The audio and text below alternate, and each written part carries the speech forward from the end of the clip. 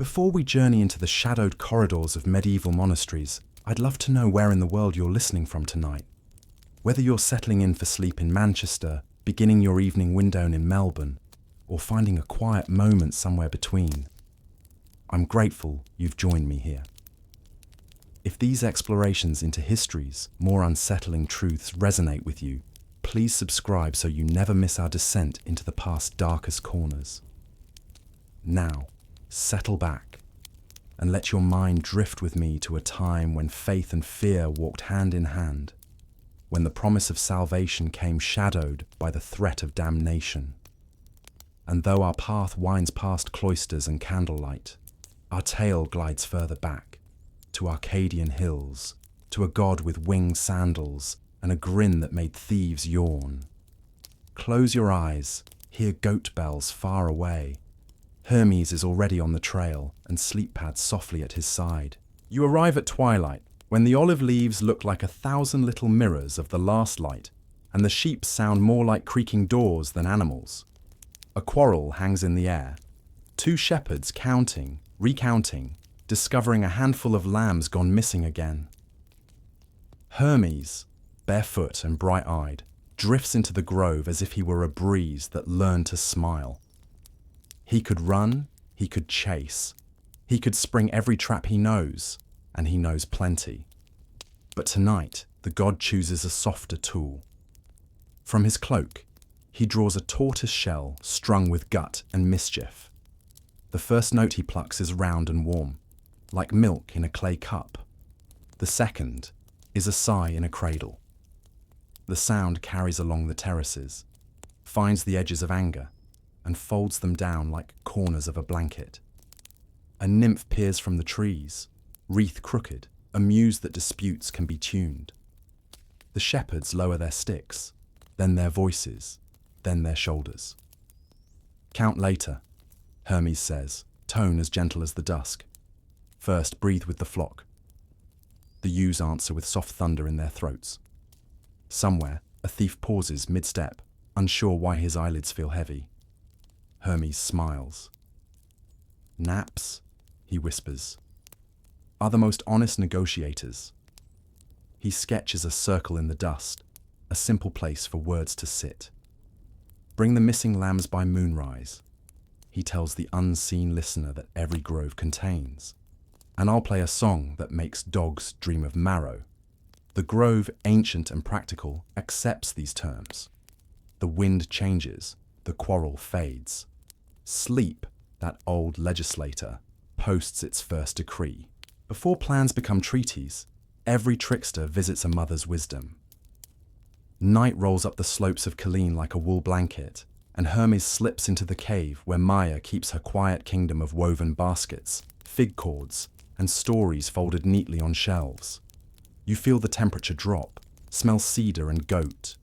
Maya's eyes hold that particular shine of someone who has seen 1,000 dawns without panic. You are quick, she says, tying her hair. But tonight, be slow. Thieves run from light, not from lullabies. He leans against the doorway, every bit the boy who once found thunder too loud and designed sleep to muffle it. I need them to nap before they bargain, he says. Maya pours milk into a shallow bowl, sets it near the coals so a skin will form, and hums a cradle tune that could convince a mountain to blink. Sing to their breath, she advises. Match it, lengthen it, promise them rest as payment up front. She takes a sprig of thyme, crushes it between her fingers, and the cave fills with green. Scent is memory's rope. Tie it to their eyelids. Outside, a nightjar clicks. Hermes pictures the olive grove's argument unwinding like a spool. He thinks of Hypnos down in the vales, of Pan somewhere on a ridge practicing echoes, of shepherd law, the quiet pact that pastures make with patience. He kisses Maya's forehead, not as a god, but as a grateful conspirator. One more thing, she says, returning to her weaving. When they sleep, listen for the truest part of their fear. Negotiate with that. She smiles without looking up. And if you must promise anything, promised dawn. He leaves with time in his palm and a plan in his pocket. The cave swallows the last of the light, and the lullaby follows him like a well-trained dog. At a spring, silvered by moonlight, Hermes kneels where tortoises sun by day and secrets cool at night. You hear the hush of reeds. You taste mineral sweetness in the air. He chooses a shell with the geometry of patience, drills holes with a fishbone awl, threads lamb gut strings stretched to the humility of water. Sound, he knows, is a loom, and sleep is the cloth. The first pluck makes the spring shiver. The frogs blink as if remembering a dream they hadn't had yet. He measures intervals with shepherd math, footsteps between stones, heartbeats between ripples. Each note he tests is a step down a soft staircase, a lantern set farther and farther from the door. Thieves, he muses, respect a well-timed yawn more than any spear. He tightens a peg, listens, loosens, listens again, until the instrument breathes at the same pace the valley does. From the reeds, a fox watches and decides, for tonight, that hens are complicated, and music is easier. Hermes plays a run that feels like warm straw and adds a droning string underneath, the sound that makes eyelids grow heavier than arguments. He slips a thyme sprig under the shell's lip. The scent will travel with the chords, a hidden oar pulling minds toward harbour. Satisfied, he cradles the lyre against his ribs and speaks, as if to a council only he can see. Law by lullaby, he declares. Adjudication by nap. The spring approves. It has solved more quarrels than any magistrate by keeping what falls into it equally wet. He stands, shakes water from his hands, and steps into the path that leads toward the thieves' shadow. The moon follows, curious which will arrive first, justice or drowsiness. Morning wears a veil of mist so thin you could roll it and tuck it behind your ear. The shepherds count with pointed toes, whispering numbers to keep them from flying away. 2 lambs here, 3 elsewhere, hoofprints skittering across damp soil. You kneel beside Hermes as he studies the ground. The tracks tell a patient story. Weight shifting where a thief hesitated, a scuff where a lamb balked, a smear of crushed fennel where someone stepped too quickly. He smiles. Fennel's licorice hush will mingle well with time. Not wolves, he whispers. Wolves are tidier. He gestures toward a ridge cut by goat paths. Small band, poor sleep, big plans. He leads without hurrying, setting a pace that convinces the legs there is no chase, only a stroll toward breakfast. His lyre hangs against his hip, strings muttering promisingly. At a low wall, they find a tuft of wool snagged on thorn, evidence that prefers to be asked, not grabbed. Hermes presses the wool to his nose, inhales rain and worry. We'll return these, he tells the air, but we'll return them different. The shepherds blink. Different? Napped, he says simply. A rested lamb is less afraid. A rested thief is more honest. It's arithmetic. They move through olives and scrub toward the thieves' camp, where smoke threads upward in thin, guilty lines. Hermes takes out the lyre, but doesn't play. Not yet. First he lets silence lay a floor. Birds stitch the edges with small, dutiful sounds. The sun lifts one more finger over the ridge. Hear that? He asks. You strain. It is nothing, and also everything. The world organizing itself for a gentler outcome. When I start, he says, breathe with me. We'll lend them our calm like a spare cloak. As they crest the rise, the first lamb bleats. A lullaby waits with all the patience of water. Every negotiation needs a witness, and sleep keeps excellent records. Hermes turns from the ridge to a shallow ford where river pebbles wear a permanent gloss of forgetting. You crouch. The water's song is old enough to be everyone's grandmother. There, half reclined on a cushion of reeds and habit, lies Hypnos, cloak lined with mothwing, hair matted like the underside of a fawn. He is not lazy, merely thorough. Herd-Thieves, Hermes says, as if naming a weather. Hypnos yawns, a generous, well-paced thing that teaches the body to be slower than its thoughts. I heard the counting, the god of sleep replies. Numbers grow teeth when they're tired. What will you pay me to blunt them? Hermes plucks a line. The note falls like warm rain in a clay cup. A festival of naps, he offers, once the lambs are home. Hypnos considers, examines a pebble as if it were a contract. And time? Hermes reveals the sprig, now bruised, aromatic. Sleep nods. Carry that scent. Thread it through their breath. A heron steps like a thought across the water. Hypnos dips a fingertip and flicks droplets at Hermes' brow. For even you, he murmurs, speed can be softer than stillness.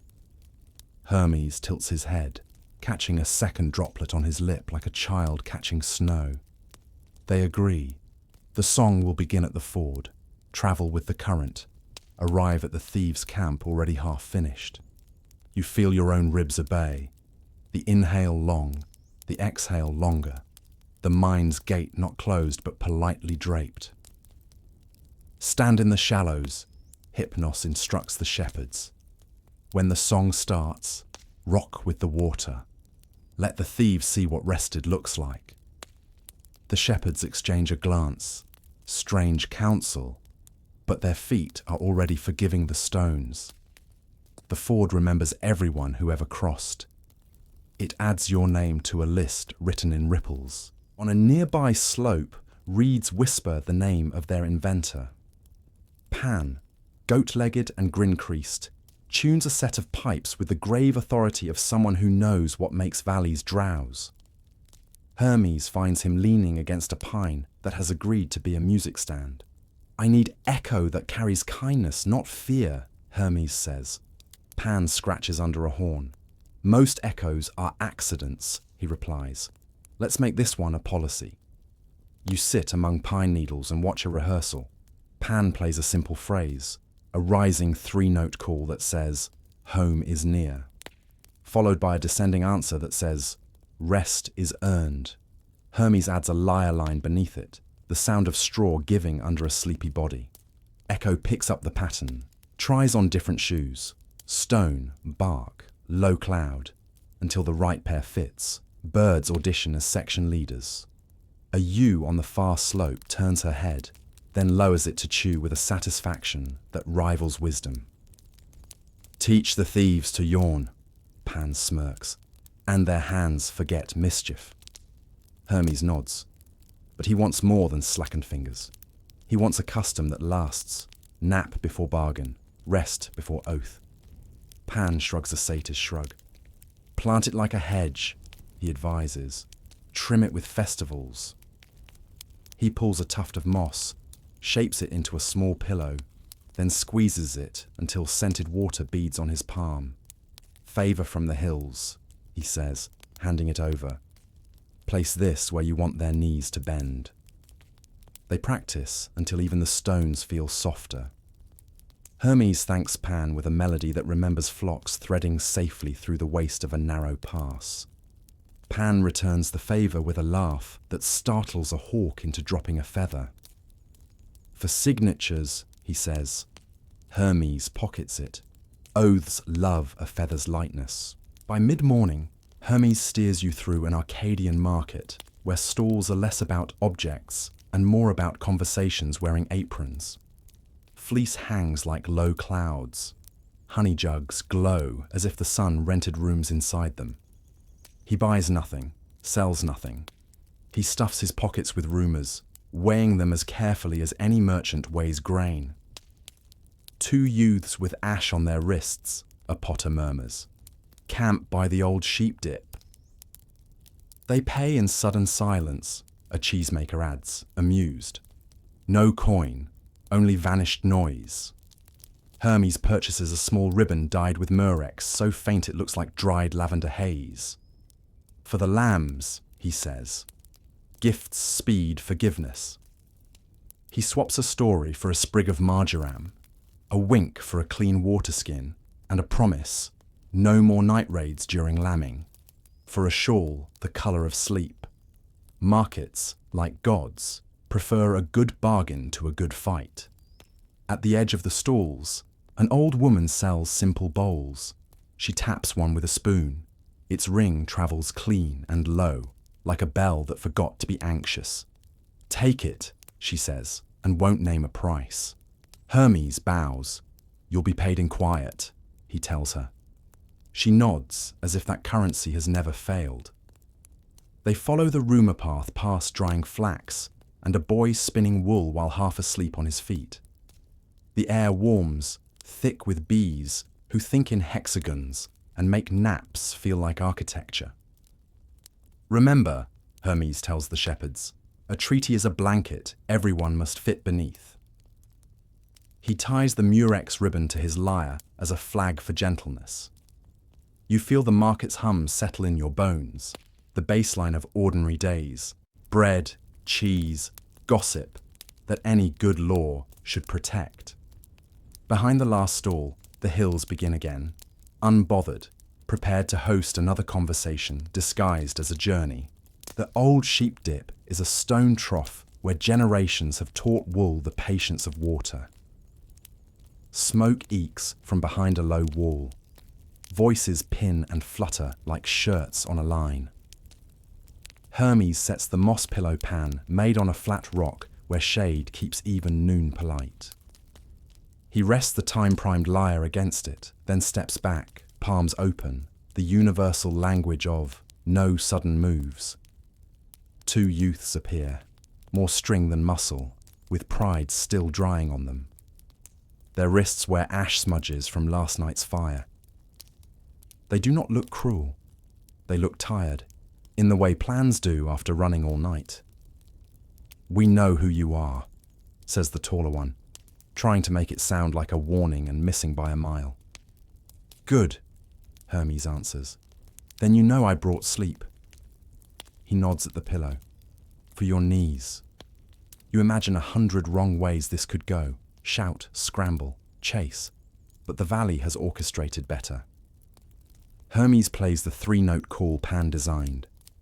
The hills reply with the answering fall. The youths shift weight, glance at the pillow, smirk at the idea of kneeling, then lower themselves anyway, as if their bones negotiated without asking permission. "Before words," Hermes says gently, "a breath, in through the nose, out longer than the thought that made you afraid." He matches their rhythm, stretches it, stitches time through the space between inhale and exhale. Their eyelids soften. The smaller one's shoulders drop like sacks set down after a long road.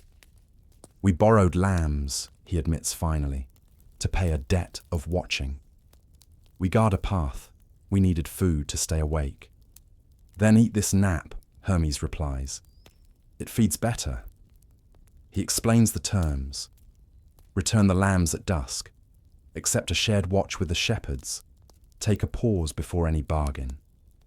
He offers the murex ribbon for the boldest lamb's neck.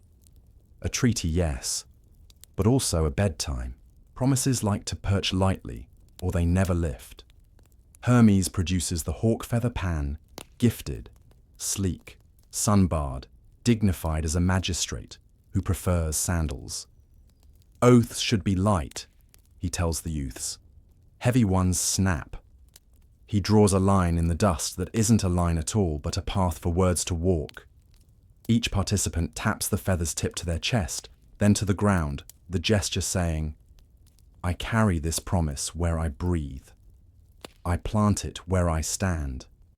The shepherds step closer, cautious but curious. A ewe wanders near, sniffs the feather, decides it is harmless, and resumes her eternal rumination on grass.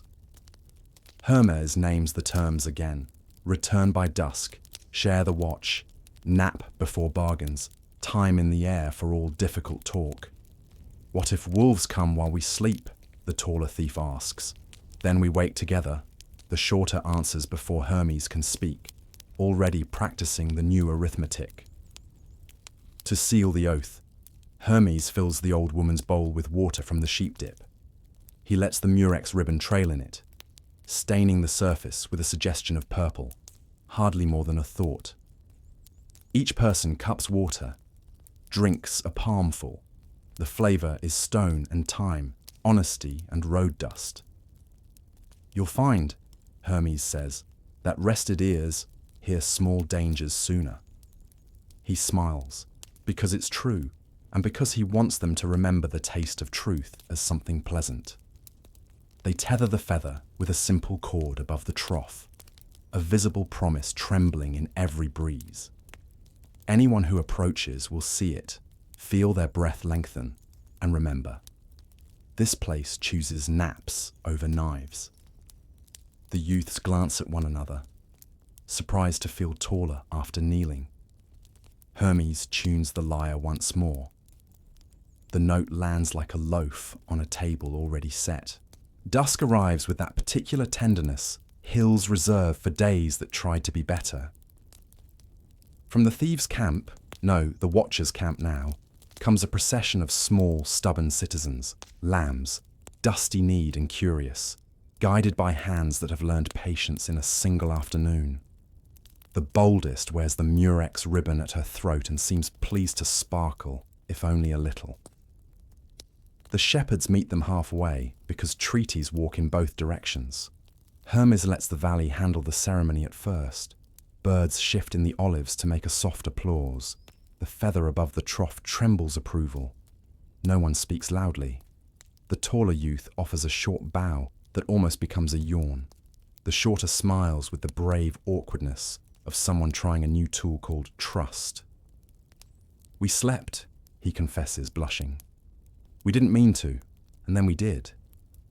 The shepherds laugh, the kindly laugh that harvests effort and ignores stumble. Payment, Hermes says, and the word doesn't clang. It rests. He gestures to the moss pillow. Your nap paid the debt of watching. Now share the watch and the naps both. They sketch a schedule with a stick in the dust. 2 awake, 2 asleep, change at the bowl's quiet bell. Time burned near the sleeping place, a scent flag reminding everybody to be less at war with itself. For the lambs, a reward, a circle of tender grass saved from the scythe. They tug and tear, small engines of contentment. The ribboned lamb blinks slow, head against Hermes's knee, as if he were simply another tall, friendly tree. There, he murmurs. Law is just a story that remembers to be kind. You watch the camp's edges blur. Thieves become neighbors. Guards become hosts. Worry loosens its belt. As night drapes the grove, Hermes plays the valley's lullaby. It doesn't say, sleep now. It says, you may, and that is enough. No law survives on hillsides alone. It needs kitchens to bake it in. Hermes brings the new custom to a courtyard where Hestia's quiet flame has never failed. You feel warmth that's more than heat. Order without harshness, simmering grain, pottery breathing steam. Women stir pots with the choreography of seasons. A boy fans coals, yawn punctuating the work like a small bell. Hearths write the real statutes, Hermes tells Hestia. She nods, the kind of nod that agrees with both yesterday and tomorrow. He describes the feather oath, the moss pillow, the time. Hestia listens, then lifts a lid and lets the scent of barley rise like a public proclamation. Add a nap to the midday meal, she says. Call it hospitality. No one may bargain within 3 cups' time of waking. She wipes her hands, draws a circle in ash on the floor, places a loaf within. Inside this ring, speech must be soft. The courtyard takes the decree, as naturally as bread takes crust. A girl brings out mats woven from reeds and places them under the fig. An old man, skeptical by nature and profession, lies down to test the rule and promptly falls asleep with a smile thin as thread. The boy with the fan reduces his labor to a slow pulse that becomes the metronome of the room. Hermes plays a tune small enough to fit in a spoon. It blesses ladles and benches, sleeves rolled above the elbow, ankles dusted with flour. If the mouth rests, Hestia remarks, the heart gets a turn to talk. They agree to mark doors, with a sprig of thyme tied with humble twine, spaces where naps are law and law is gentle. When he leaves, the god glances back. The hearth's flame bows without flicker. Somewhere beyond the wall, the feather trembles once. Customs, like bread, are better shared warm. Laws love a festival. They become easier to remember when danced. Pan trumpets the announcement from ridge to ridge, a gentle gathering near the sheep dip to christen the siesta custom. Villagers arrive with baskets the way bees arrive with sunlight, naturally, humming. There are olives, figs, soft cheeses that taste like clouds learn to stand up. Children race then sprawl. Elders sprawl then pretend they raced. Hermes tunes in shade and lets the first melody bloom without urgency. It curls around ankles and unknots calves still holding yesterday's hills. Pan answers on pipes with a joking trill that makes even skeptical goats smile with their ears. At the trough, the feather watches like a flag of mercy. Amnesty of afternoon, Hermes declares. No grievances filed during the nap. The crowd approves with the laziest cheer imaginable, a wave of chests rising in unison. A contest follows, not for loudness or speed, but for the longest, slowest yawn. The winner is an old shepherd whose jaw could hinge a barn door. He receives a thyme wreath and looks more kingly than any king. The youths, former thieves, now watchers, serve watered wine and set a careful roster. Who sleeps, who listens, who minds the ewes' soft thunder. Their pride fits better today. It no longer pinches at the shoulders. As heat deepens, Hermes plays the call and response he built with Pan. The hills reply, then the trees, then the bowls as someone taps them gently with spoons. The whole valley becomes an instrument designed for kindness. One by one, conversations fold. Blanket edges are shared and tugged. Sandals become pillows. Arguments postpone themselves politely until they wither from lack of interest. You too let your gaze soften, as if distant sheep had turned into a white river you could step into. The festival doesn't end, it evaporates into naps. When it returns as evening, everyone feels taller. Stories travel faster than hooves when the ground is warm. By mid-morning, a brightness gathers on the far path, not harsh, just certain, like a promise that refuses to blink. You feel it before you see him. Apollo walking without hurry, sunlight folded neatly in his cloak, curiosity bright as a new coin. He has heard, as all bright things do, that Hermes has been signing treaties with feathers and yawns. So, he says, voice like a well-tuned string, you've invented a law that lowers eyelids. Hermes grins. It raises fairness, he answers, by lowering fuss. The valley, respectful, dims itself by a shade. Olive leaves turn their paler faces, a gesture of polite listening. Apollo examines the feather over the trough, the thyme on the doorway, the moss pillow on its stone. There's no mockery in his gaze, only thought. Once, he says lightly, someone borrowed my cattle and returned them with better footprints. Hermes doesn't blink. You recall Maya's counsel, negotiate with the truest fear. Then you know, Hermes replies, that theft is a way of saying I wasn't invited. I'm inviting them to rest first. Apollo laughs, white teeth like olives rinsed clean. He plucks a note from Hermes's lyre with friendly trespass. The chord lands and lies down like a dog who trusts the floor. Your instrument persuades even light to stop polishing itself, he muses. Perhaps there's a bargain between music and watchfulness. The watchers, former thieves, shift from foot to foot, honored and alarmed to be seen by a god who makes noon his living room. Apollo nods to them.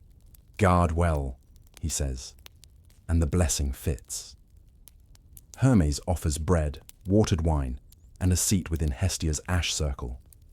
Apollo sits, They eat, then do nothing in particular for a long, excellent time. You may have invented the most dangerous custom, Apollo says finally, smiling. Dangerous to pride. Hermes shrugs. Pride naps too. Even the sun, it seems, can lean back. Customs grow sturdier when someone minds the bell. At the edge of the grove lives a craftsman whose hands have learned to shape bronze so it sings without showing off. He is called the bellkeeper, though his name is probably something ordinary like Diodoros. You step into his workshop, where sunlight filters through reed mats and settles on cooling metal like an obedient cat. Hermes asks for a bell that sounds like a yawn turned into music. The bellkeeper listens to Pan's three-note call, to Hestia's spoon-tap bowl, to the hush of time in warm air. He nods, melts, pours, and polishes with wool, murmuring to the alloy as if negotiating a treaty with copper and tin. At last, he lifts a small bell, no bigger than a fig, and strikes it with a reed. The note expands slowly, finds walls, softens them, finds a doorway, leaves politely. This will be the nap bell, Hermes declares. 2 rings for the start, 1 for waking, never struck in anger. The bellkeeper engraves a feather and a sprig on its lip. He teaches the watchers how to ring it so the note curves rather than cuts. Straight sound sharpens, he says. Curved sound gathers. They mount the bell above the trough beside the hawk feather. Children crowd close, eyes wide, as if the valley just learned a new word. A trial is ordered. At the second ring, everyone who is not tending fire or flock lies down for a half-cup's time. Elders comply with smirking discipline. Youths comply with solemn irreverence. Even dogs compromise by pretending to sleep with one eye dramatically closed. When the waking ring comes, nobody rushes. The bell's note seems to lift bodies like a good hand under an elbow. We will keep time with kindness, the bellkeeper declares, surprising himself. Hermes presses into his palm a strand of lamb gut string. For your next bell, he says. Let it hum like this. Dogs consider themselves essential, which is true and inconvenient at nap time. 2 sheepdogs, one grey as a cloud about to change its mind, one white with a nose that believes in emergencies, watch the bell with suspicion. If we sleep, their posture insists. Who keeps the world from inventing wolves? Hermes kneels, holds out his hands empty, then fills them with praise. Guarding includes guarding rest, he tells them, and breaks a crust's end into quiet, polite pieces. Pan arrives, whistling in a register only animals think is obvious. He demonstrates the new duties. When the second bell rings, dogs curl beside sleepers. Their job is to dream of safe circles. He encourages them with bits of cheese, which are allies of any policy change. The grey dog tries first, sniffs the moss pillow, rotates 3 times like a moon choosing where to be, then folds his legs under as if tucking in a map. The white dog resists until a lamb, ribboned and bold, leans against him and sighs. Resistance and sighs seldom travel together. The dog yields. Hermes strums a pattern that labels the ground harmless. He scratches behind ears with bureaucratic thoroughness. You will wake faster than us, he tells them, and sooner than worry. The watchers, still getting used to earning trust, volunteer to take the first half watch, letting the dogs model sleep. The animals, flattered, snore almost immediately, their paws flicking through remembered fields. When the single waking bell rings, the dogs rise and stretch in long parentheses. Nothing terrible has happened. The world, unguarded for 20 heartbeats, has not fallen into holes. The white dog surprises himself with a yawn that would convince a storm to reconsider. He licks Hermes' hand as if stamping a document. Policy adopted. Laws sound impressive under sun. The moon checks whether they work. Night glides down, bringing a cool that thinks clearly. The roster scratched in dust becomes a living thing. 2 watchers wake with bread and blankets. 2 shepherds sleep near the trough. Dogs stationed like commas where sentences need to breathe. Hermes doesn't command. He drifts, tuning the air. Midnight brings a visitor, a lean she-wolf with hunger spelled plainly in her walk. She stops at the edge of the grove, held not by fear, but by curiosity. The grey dog lifts his head, not a growl, but a note of attendance. Hermes raises a palm. Parley, he whispers, a word that's simply speak with both hands open. The watchers shift, allowing the moon's path to write a clean aisle between wolf and flock. Hermes plays the valley's call, low, the answer lower, and threads the thyme scent with a twist of marjoram. It doesn't promise meat, it promises rest. The wolf blinks, considers the math. A risky lunge, a shouting mess, or that odd relief pooling in her ribs.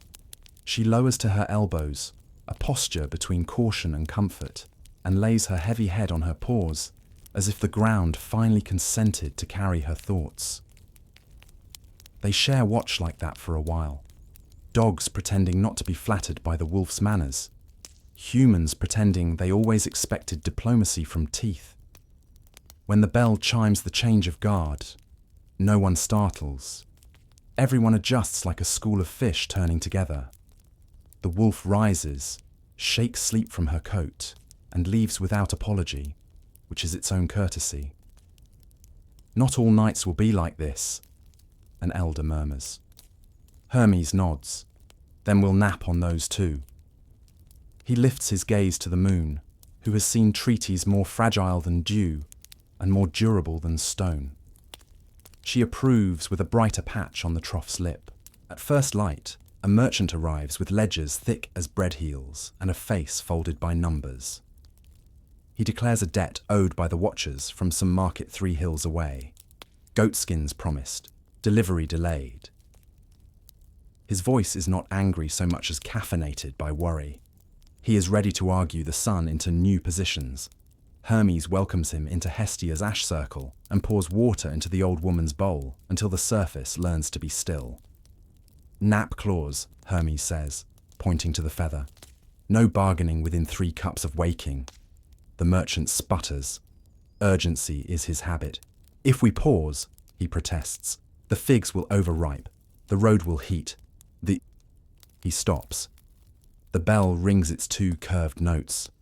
The merchant's shoulders, unfamiliar with instructions, obey the valley anyway. He lies down on a reed mat like a man trying on a foreign custom and finding it his exact size. Hermes sits nearby, not watching, playing small notes that feel like neat columns written without smudges. The watchers settle as well. Even their guilt takes a nap. When the waking ring comes, the merchant sits up rubbing his face, surprised to discover his anger misplaced itself while he wasn't looking. Explain, he says, now a question, not a verdict. They do. The debt, the borrowed lambs, the new duty to guard the pass, the roster that leaves little room for long trips to markets. Hermes proposes a gentle swap. Goatskins delivered in 2 smaller batches. The merchant paid in cheese and wool meanwhile, his ledger soothed by regular, predictable lines. The merchant considers. Sleep has cleared cobwebs from his arithmetic. Predictable, he repeats, the word tasting good. He traces a feather in the dust beside his sums, then smiles at his own hand. You've invented interest, he says. Interest with pillows. They shake on it, and the ledger looks lighter, though the ink weighs the same. The road out of the valley seems less inclined to argue with feet. Some stories refuse to sit quietly on the shelf. They nudge. Maya hears Apollo's laughter on the wind and knows the old tale has woken like a child from a nap. Curious, hungry. She sits at her cave mouth, threading wool through fingers that have comforted gods and goats alike. You join her in the shade where memories keep cool. She tells of a night when a baby walked sooner than his name did. Of small feet that found big tracks and thought, why not? Of cattle borrowed from the sun's bright brother, their hooves turned backward to confuse the morning. She doesn't scold. She recounts the craft, the quick cradle of lies and lullabies, the way the child offered music as apology so honest it grew into exchange. He returned the herd, she says, and gave the lyre. It is a good thing when mischief learns how to make beauty pay its debts. Hermes arrives mid-story, not sheepish. Gods rarely are, but attentive. Maya reaches up, smooths his hair in the eternal gesture of mothers and seasons. You've grown, she notes, not in height, but in quiet. You negotiate with naps now. He smiles. They open mouths, he quotes. She lifts an eyebrow. They also lower shields, guard with kindness. For a moment, the cave holds 3 generations of breath. Maya's, Hermes, yours. The world outside continues. Sheep crop. Water thinks slowly. Sunlight does its consistent work. Hermes shows her the bell's small drawing, the feather above the trough, the time on the doorways. Make sure, she advises, that tired women can claim naps too. Laws often forget hands that do not shout. He nods. Another clause is born. Before he leaves, Maya gives him a small pouch stitched from kid leather. Lavender, she says, not for show, for remembering rest when pride arrives. The past, it turns out, makes excellent travel bread. Sunlight returns with a ceremonial air, like a judge who enjoys his job without needing to be stern. Apollo asks for a fuller hearing. No accusation, merely curiosity seeking its favourite seat. The valley obliges by arranging itself into an amphitheatre. Terraces become steps. Sheep, the murmuring audience. Olives, the shade that makes speeches kinder. Hermes tunes the lyre, the same instrument that once brought him out of trouble and into kinship. He plays not to dazzle, but to confess. Notes that admit mischief and then propose repair. Phrases that owe debts and then pay them in melodies minted fresh. Apollo listens with the seriousness of someone who remembers being young and astonishing. I accept the exchange again, he declares. Music for my temper, naps for your speed. He places a hand on Hermes' shoulder, a warmth that persuades even stubborn pride to blink slower. As token, Apollo gifts a wand of olive wood, straight and balanced, its tip eager to part quarrels like wool. Hermes touches it to the ground. 2 snakes appear, startled by luck and inclined to argue over it. He lifts the wand between them, plays a single round note that makes possession feel heavy. The snakes uncoil, find one another's warmth agreeable, and make a double spiral of détente. The caduceus is born, easy as breathing. The watchers applaud in the way watchers do. Briefly, then they look to the edges. Dogs wag, deciding that snakes who nap are no longer editorial problems. Children lean closer to memorize the moment for future boasting. Law with lullaby, Apollo says approvingly, and symbol with sense. He tips his laurel crown, not low, but lower than noon. Keep the bell curved. Hermes nods. Keep the light kind. The exchange feels old and new at once, like greeting an adult friend who still remembers how to play. A law that lives only in air can be forgotten by a loud day. The valley asks for writing, not the ironclad sort that cracks when weather changes, but something that holds meaning the way wax holds fingerprints. A reed scribe arrives with tablets that shine like small ponds. She listens, head tilted, as Hermes, Hestia, Pan, the watchers, and elders describe the custom in plain, edible words. They choose clauses that taste like bread and water. 2-bell nap. No bargains within 3 cups of waking. Time on doorways where calm is required. Dogs as guardians of rest. Women and children included without permission needing to be asked. The scribe scratches each line with a steady hand. The stylus whispers the way honest rules do.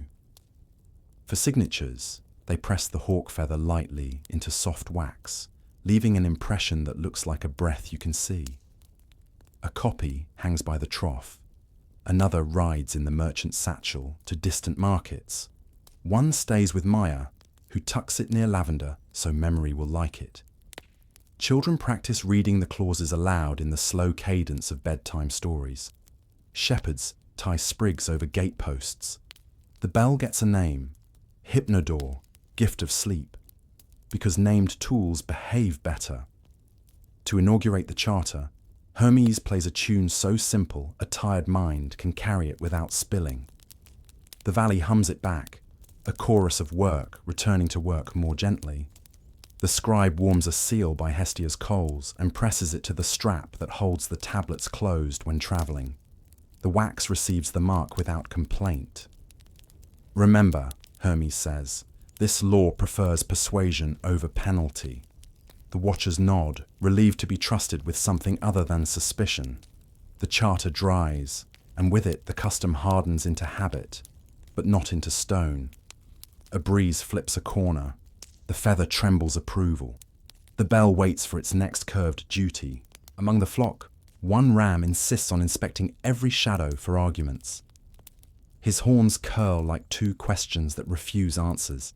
He keeps watch past scents, fusses at leaves, startles at moths, and wears sleeplessness like a badge nobody asked him to polish. The shepherds call him Old Worry, with affection and a touch of pleading. Hermes decides the nap charter must persuade even stubborn wool. He begins with ritual, a gentle lead to the shady side of the fig, the moss pillow reshaped to ram proportions, thyme rubbed between palms until scent rises like permission. Pan suggests a melody that imitates chewing, steady, circular, unhurried, so the ram's jaw remembers what its purpose always was. Dogs lie down first to model the meaning of safe. The watchers settle nearby, eyes open but soft. Hermes plays small, round notes that arrive in pairs, like hoofbeats approaching and then deciding to be grass instead. He shortens nothing. He lengthens everything. The ram breathes in fits at first, then in phrases, then in sentences. His eyelids practice closing in fractions. A housefly lands on his nose and is forgiven. The bell, timed for good drama, rings its two curved notes. The ram blinks, nods, as if approving a plan he thought of himself, and folds neatly, legs tucked, chin on pillow. Laughter moves through the grove like a breeze that thinks it is invisible. Old Worry snores a little, the sound of twigs agreeing to be basket. Children tiptoe close, touched by the sight of a warrior allowed to stop. A flock rests better when its loudest sleeper is brave enough to sleep, Hermes says, stroking a horn as if smoothing a question mark into a period. When the waking bell rings, the ram stands with dignity intact, shakes a leaf from his coat, and returns to grazing at a pace that finally learned the valley's answer. Chew slower. One afternoon, the pass braids a caravan into the valley, camels blinking like philosophers, traders whose coats carry the smell of long stories. They speak a line of Sogdian that sounds like coins counting each other, and a line of Greek that sounds like friendship, remembering names. Their leader, a woman with a ledger threaded to her belt, studies the bell, the feather, the time. We trade silk for trust, she says. Show us the rate. Hermes welcomes them under Hestia's ash circle, where the floor remembers yesterday's treaties. He explains the nap clause, and the leader smiles without moving her eyes. We have our own rest sign, she offers, producing a blue tassel woven with tiny knots. Hang this when we pause, all deals wait. Customs recognize cousins even across mountains. They test compatibility. Bell rings, tassel sways, mats unfurl. The camels sigh so profoundly that even pride finds itself funny. Dogs circle twice and accept foreign ankles as temporary pillows. The traders' guards, trained to be unmoved by weather and jokes, allow their hands to slacken around spear shafts. The leader sets her ledger aside and closes her eyes, the brave act of anyone who has kept other people's promises across a continent. When the waking note arrives, it brings not haste, but clarity. Prices become sentences instead of alarms. The blue tassel is knotted to the hawk feather's cord, an adornment that looks like a river married to a wind. We'll carry your bell's shape in our breaths, the the leader says, patting her chest. And we'll take thyme seeds for doorways east of the Oxus. She pays with a roll of silk the colour of first light and a bag of raisins that taste like saved sunshine. Hermes watches the tassel and feather share a breeze. Rest, he says, travels faster than rumours when given a sign. The caravan leaves the valley quieter than it entered, which is an excellent prophet. The valley's kindness earns its exam. A storm rolls in from the west, low and sure, teeth filed down, but still teeth. Wind rehearses its lines against the olive trunks.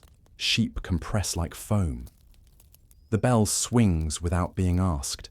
Hermes steadies it with 2 fingers and looks at the roster, at the dogs, at the faces grown thoughtful as roofs. Same rules, he says, adding a clause for weather. Nappers indoors, watchers under eaves, bell rung by cloth-wrapped reed so thunder doesn't take offence. Hestia's circle grows wider. The hearth accepts more knees. The feather trembles like a compass that wishes it were a lullaby. Rain begins, not a tantrum, a thoroughness. Pan organises a gutter song. The rhythm keeps hands from frantic movements. Hermes plays low so water can take the melody's higher part. Time smokes, not as incense for gods, but as advice to lungs. The dogs, undecided, settle at thresholds, half in, half out, asserting their by-weather citizenship. A flash argues with the mountain. The mountain declines debate. One lamb startles. The ribboned exemplar nudges her back into the flock with a head bump that wins a future line in a children's song.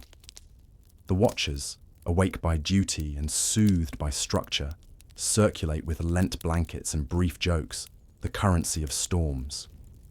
When the rain softens to thoughtfulness, the bell receives its cloth ring. 2 gentle notes that say, we pause still, but we breathe bigger. The valley exhales. Roofs stop describing themselves to the air. The dogs yawn with the authority of professionals. Hermes, wet to the knees, perfectly content, wrings his cloak and smiles. Laws worth keeping, he tells the sky, prefer cooperation to heroics. Evening arrives washed and wrung out. The trough brims like a promise kept to the letter. Nobody boasts about the day, because boasting would wake the storm. The bell dries by the hearth. Hypnodore steams a little and smells faintly of rain and bronze. Peace attracts small quarrels the way light attracts moths, harmless unless we swat. 2 neighbours arrive with a boundary stone that cannot remember where it agreed to live. Another pair argues about water portion at the sheep dip, each convinced the spring likes their cups better. Hermes convenes meadow court under a fig whose branches have seen older foolishness and survived. He sets rules with household brevity. Speak one at a time. No sentence may end with a raised stick.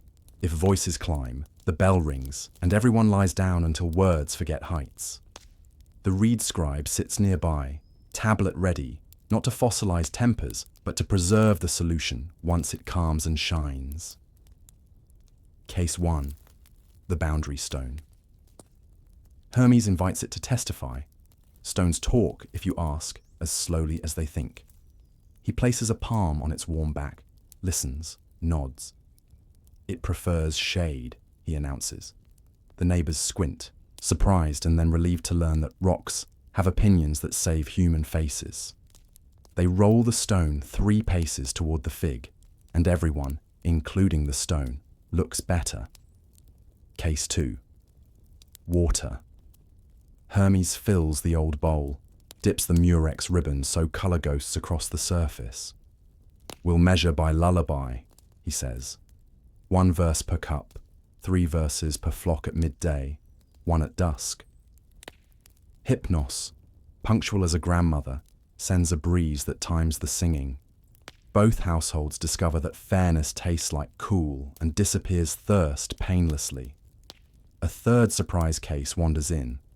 A child who lost a spindle. Meadow court adjourns by pillow.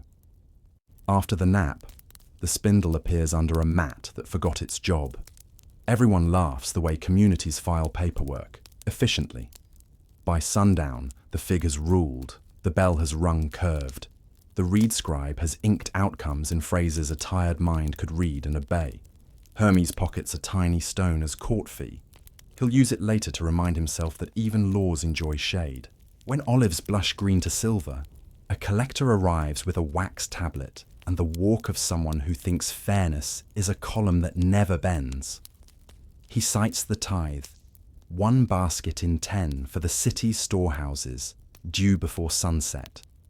The grove stirs, not with rebellion, but with the practical ache of tired backs.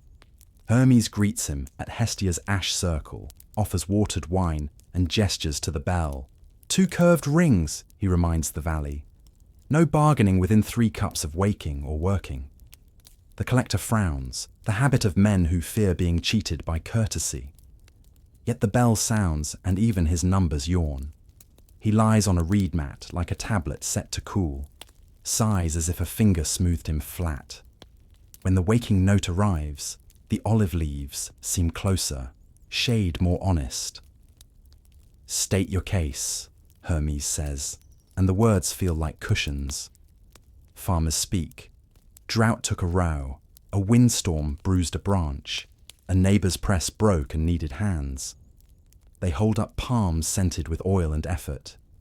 The collector opens his tablet. Wax reflects the feather's thin shadow. Hermes proposes a gentler arithmetic. Measure tithe by weight after the siesta, when baskets are full and tempers light. Accept labour, press mending, road sweeping, as lawful tender when fruit is thin. Tie a sprig of thyme to each paid basket so storehouse keepers smell patience in the rafters. The collector tests the figures. Sleep has washed grit from his sums. He taps wax with stylus tip, not to puncture, only to agree. No olives counted within 1 bell of laying down the rake, he adds himself, surprised to hear his voice serve mercy. A boy runs to fetch the broken press beam. Men lift as a choir. Women pour steady streams that look like sunlight agreeing to be caught. By dusk, the 10th basket slides into civic care, ribboned with time that will tell a clerk the story the numbers can't. The collector lingers, sniffing his fingers. "You've taxed me," he admits, smile small and sincere. With calm. At noon, a goat boy vanishes in plain sight, which is to say he is seen everywhere his chores aren't. Hoof prints waver into scrub. Crumbs of barley bread make a dotted line toward the ridge. His aunt arrives flushed with worry, hands shaking with all the jobs that cannot nap until he's found. Hermes listens to the breath beneath her breath, fear with a thread of anger braided in. "Goats teach roots," he says softly. "We'll follow their lesson." He gathers the watchers, who once knew the geography of slipping away, and the dogs, whose noses keep older maps than ink. Pan contributes a whistle that tells cliffs to mind their edges. They climb at the pace of reassurance, not pursuit. Hermes plays a tune that says, "There is still time." Each note, a lantern placed a little farther up the trail. They find the boy at a ledge where the world opens like a bowl someone forgot to empty. He is not brave. He is busy being small and newly aware of a height. Goats crop nearby, unimpressed by catastrophe. Hermes kneels so his eyes are lower than the boy's. "You're early to your lookout," he murmurs. "Most of us don't get it until we're old." He sets the moss pillow beside him, offers watered wine, the treaty's sacrament. The bell cannot be rung on a ridge, but the boy's breathing obeys its remembered curve. In and longer out. Pan's echo rounds sharp corners. The dogs lie down, making the ground look committed to holding. "When I nap," the boy confesses, "the goats wander." Hermes smiles. "Then we train your nap to be a tether." He ties a thin cord from the boy's wrist to a gentle nanny's collar, not as capture, as companionship. "You'll learn to sleep like a gate." They descend with the afternoon, slower than worry, but faster than regret. The aunt meets them with bread and relief. That night, a new chore is added to the roster. Nap practice under supervision, paid in figs. Strings break. Not in anger, in reminder. At evening, Hermes' lyre twangs into silence, a single gut line giving way like a tired thought.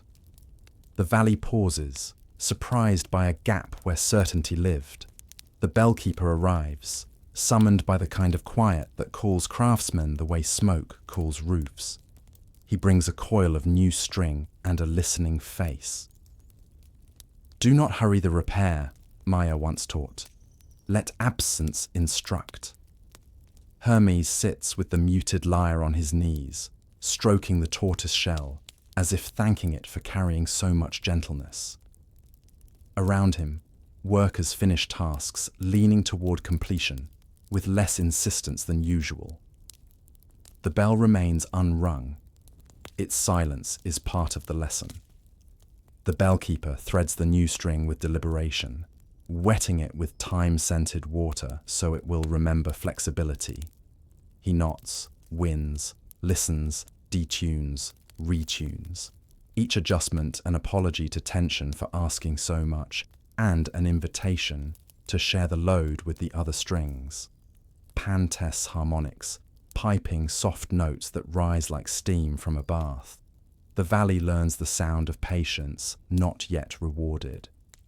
When at last the lyre breathes again, Hermes does not race to fill the gap. He plucks sparingly, letting echoes cross the open field like couriers who know every gatekeeper by name. A lamb nearby lifts her head, hears the difference, and lowers it with approval that looks like a blink. A broken thing, Hermes says, teaches the shape of the space it used to keep. We return not the same, but tuned. To honor the mend, the watchers declare a string fast. In the hour after sunset, no loud tools. Clay is wedged quietly, ropes coiled without slap, jars set down with the intimacy of bowls and tables. The bell receives a soft stroke, one curved note to bless the repair. Work resumes, lighter for having stopped. Some nights need a bird to keep the minutes. A nightjar takes up residence on the low wall by the trough, eyes like polished seeds, throat flicking with the metronome of insects. The valley attends. Hestia dampens coals to a ruby hush. Pan leans his pipes against a stone. Hypnos is already here, disguised as a shadow that chose to stay. Hermes proposes an experiment, oaths spoken on the nightjar's third wing flick, after the bell's first curve, so timing is owned by neither clock nor command, but by a creature who knows dusk intimately. The reed scribe notes the clause, amused by lore composed partly of feathers. The watchers stand, bareheaded. Shepherds tuck staffs under arms so hands are free to mean what mouths will say. They try it. Bell rings once, curved as a river bend. 2 flicks of the nightjar's throat pass, then a third. On that small, solid moment, words cross from hope into practice. We guard together through harvest, say the watchers. We rest together when the bell calls, say the shepherds. We feed dogs first, adds a child solemnly, and everyone accepts the child's amendment with the seriousness it deserves. A breeze approves. The nightjar does not, being a civil servant of dusk, who has learned not to take praise personally. The bird's steady, unheroic work makes small pride stand down. No oath before breath, Hermes adds, and the scribe scratches, wing flicks, and breath cadence braided into governance. Afterward, they sit quiet enough to hear moths check their maps. The nightjar hovers once, catching a beetle no legislation could save. Life continues, rule-bound and rule-ignoring, and somehow the harmony holds. Hypnos brushes everyone's temples with a finger that tastes like cool stone. The bell rests, the feather rests. The valley rests in the good knowledge that time itself has joined the treaty. News paddles farther than hooves. Downriver, in reed-choked marsh where rumours wear mud, boatmen with quick hands and quicker exits make a living from other people's carelessness. They come at dusk, poles whispering against water to test the valley's kindness for leaks. Hermes greets them on the spongy bank with bare feet, as if to show that even gods want good footing. The boatmen carry nerves like tight ropes. Their boats carry duckweed, dragonflies, and a practical understanding of angles. We have taken sheep at the ford before, their captain admits, not proud, not ashamed, simply aligning past with present. We hear naps by honesty. Hermes nods. They buy listening, which often includes honesty, as a bonus. No one wants to sleep in a marsh where edges move, so they improvise. Pan shows them how to anchor reed mats between boats to make a floating porch. The bellkeeper lends a travel bell. Its note walks on water, curving over cattails like a careful mother. Thyme floats poorly. Maya's lavender pouch proves a better scent on damp air. A blue thread tying minds to rest. They ring, they stretch.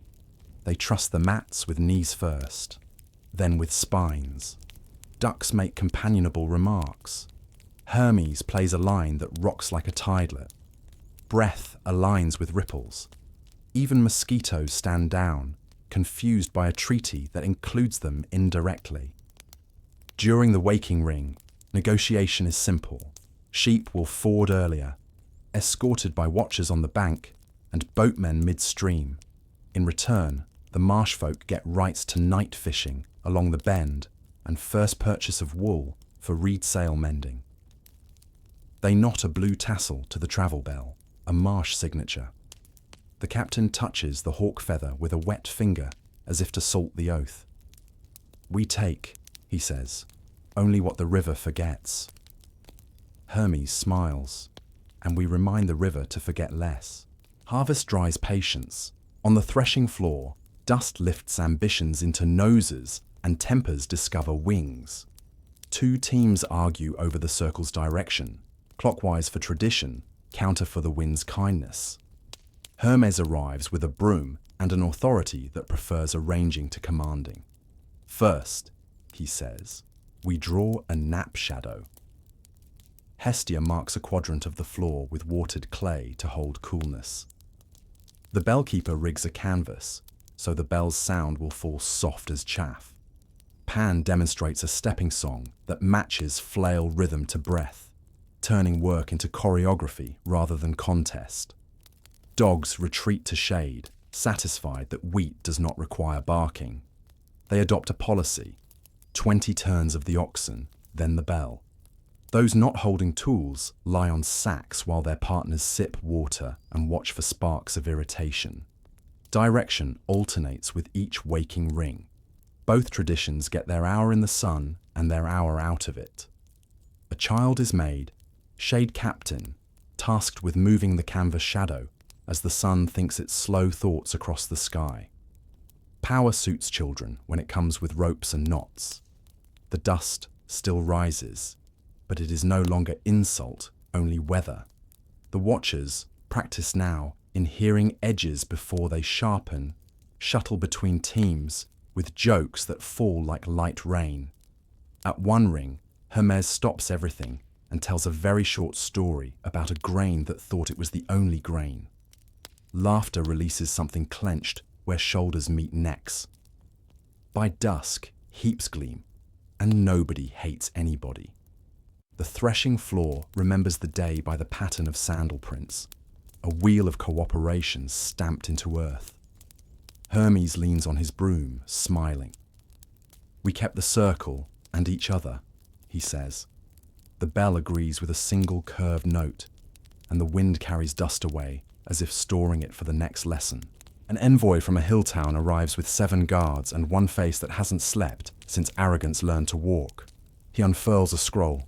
Tribute arrears, penalties, and a schedule with no room for bells. The valley's pulse stutters. Old fears reach for shoes. Hermes doesn't. He ties Maya's lavender pouch to the scroll's rod and lets the scent climb the envoy's staircase of breath. Hospitality first, Hestia says, without looking like she's saying anything. The envoy is seated within the ash circle. Guards uncinch their pride enough to sit too. The bell rings 2 curved notes. He resists, as scholars resist naps in libraries, then succumbs in stages. Eyelids weigh coins, jaw lowers its speech tax. Shoulders remember that armor is heavy even when imagined. When the waking tone arrives, nobody mentions tribute. Hermes asks for the envoy's road. It's hard and long, sprinkled with pebbles that look like insults. He asks for the hill town's fear. It is wolves, but not the kind with fur. Hungry seasons, a granary with too much echo, a priest who counts without listening. Hermes lays out goods like a kine market. Wool now, cheese next month. A visiting watcher to teach bell curving and oath by wing so the hill town can grow its own rest. The envoy's scroll looks thinner under Lavender's diplomacy. He crosses out penalties with a small blade, not as defeat as surgery. We accept a nap delegation, he says wryly, surprising himself with humour. The guards, having slept honestly, ask whether their town may adopt the dog clause. By all means, Hermes smiles. Dogs carry treaties better than carts. They depart lighter, leaving behind a token. A small bronze sun stamped with their crest, hung beside the feather as if to say, pride slept here and woke polite. The valley breathes. Tribute is not a lash today. It is a calendar written in gentler ink. A spinner's wife cannot sleep. Her hands buzz with the day's thread long after moonrise. She tries counting sheep. The sheep keep talking. She tries listening to the bell. The bell is considerate but not medicinal. Hermes writes to Asclepius, healer whose temples cradle the night. And by twilight an attendant arrives with a travel kit. Clean linens, poppy seeds, sprigs of mint and willow, and a small image of a snake coiled around a staff, dreams midwife. They make a guest bed in Hestia's circle, not for spectacle, for company. Women gather, mothers, aunts, girls who learned to carry water before they learned their letters. The attendant speaks softly, voice like the inside of a shell. We will borrow sleep and return it with interest. She steeps mint and willow, anoints the woman's temples with oil that remembers gardens, and ties a blue thread to her wrist. The caravan's tassel turned personal. Hermes plays a melody that has no ambition, only doors. Pan wafts marsh lavender. The nightjar watches from the wall, the valley's second hand. The attendant whispers the old ritual. Let dreams mend what hands unspooled. On the third wing flick after the bell, the woman's breath deepens. Her mouth slackens into a courage that looks like surrender. The circle becomes a hush you can feel with your palms. In that hush, daughters learn a curriculum not written on wax. That a village may guard the sleep of one, as if granaries depended on it. That healing prefers witnesses who breathe kindly. That poppy is a boat, not a sea. When the waking ring, many minutes later, touches air, the woman opens her eyes without hurry and smiles, astonished by the room's shape. I dreamed of a basket, she murmurs, that wove itself. The attendant nods. Let your hands copy. They send her home with mint, a small bell for her doorway, and permission to say no to tasks 2 afternoons each week. Law widens again, quietly. If laws forget mothers, they shatter like cups rinsed in winter.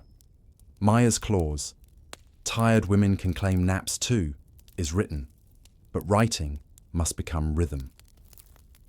Hermes convenes the chorus of mothers beneath the fig, a parliament of lapkeepers and cloth folders whose calendars are made of milk and moon.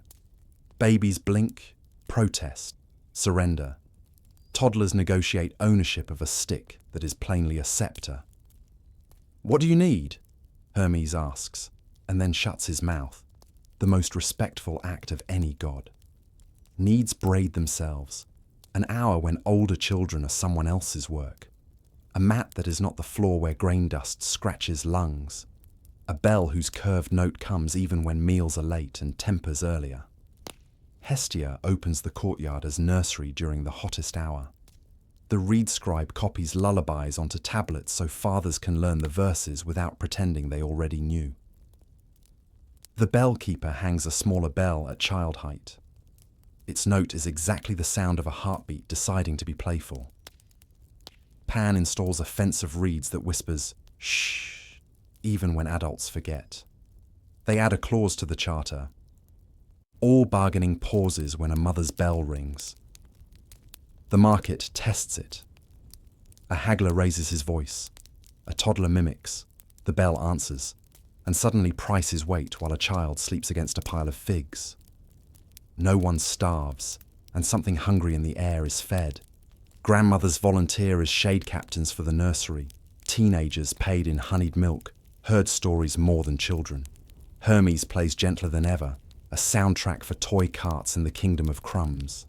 The valley discovers that when babies sleep, the world shrugs off a sack of stones it didn't realize it carried. By sundown, the chorus adjourns with a yawn that could anchor a ship. Maya's clause is no longer ink.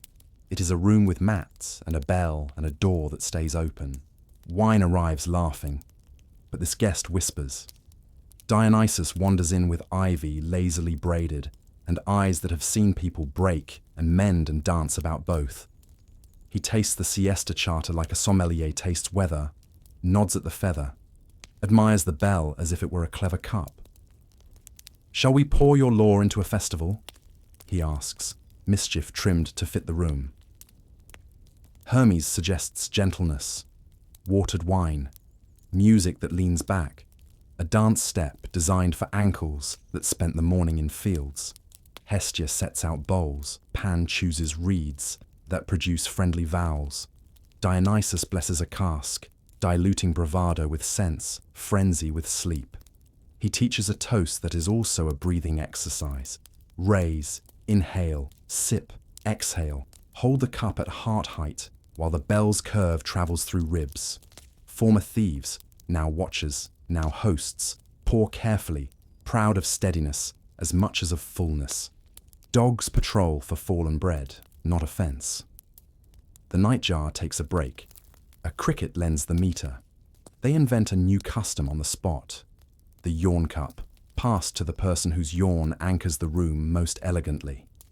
It reaches an elder whose sigh could uncoil a storm. Applause is a soft flutter rather than a clap. Dionysus laughs, but inside the laugh is a blessing. Joy without sharp edges, looseness that remembers tomorrow. He crowns the hypnodore bell with a thin vine not to own it, to grant it permission to be silly when needed. "May your naps be vintage," he says. "May your awakenings be clear." When he leaves, the cask is not empty. It has become a neighbor. The valley learns that sometimes delight is a ladder down into rest, not up into spectacle. Hermes raises the yawn cup once more, and even pride takes a sip, then sits. Customs, when new, attract testers.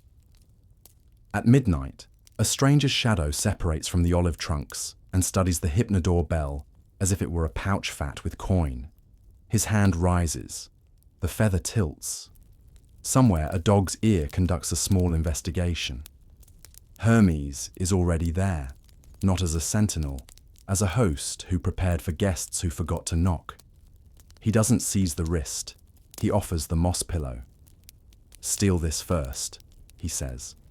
The stranger snorts, scorns small trumpet, and reaches again. Hermes plays one note. It doesn't warn. It names the room.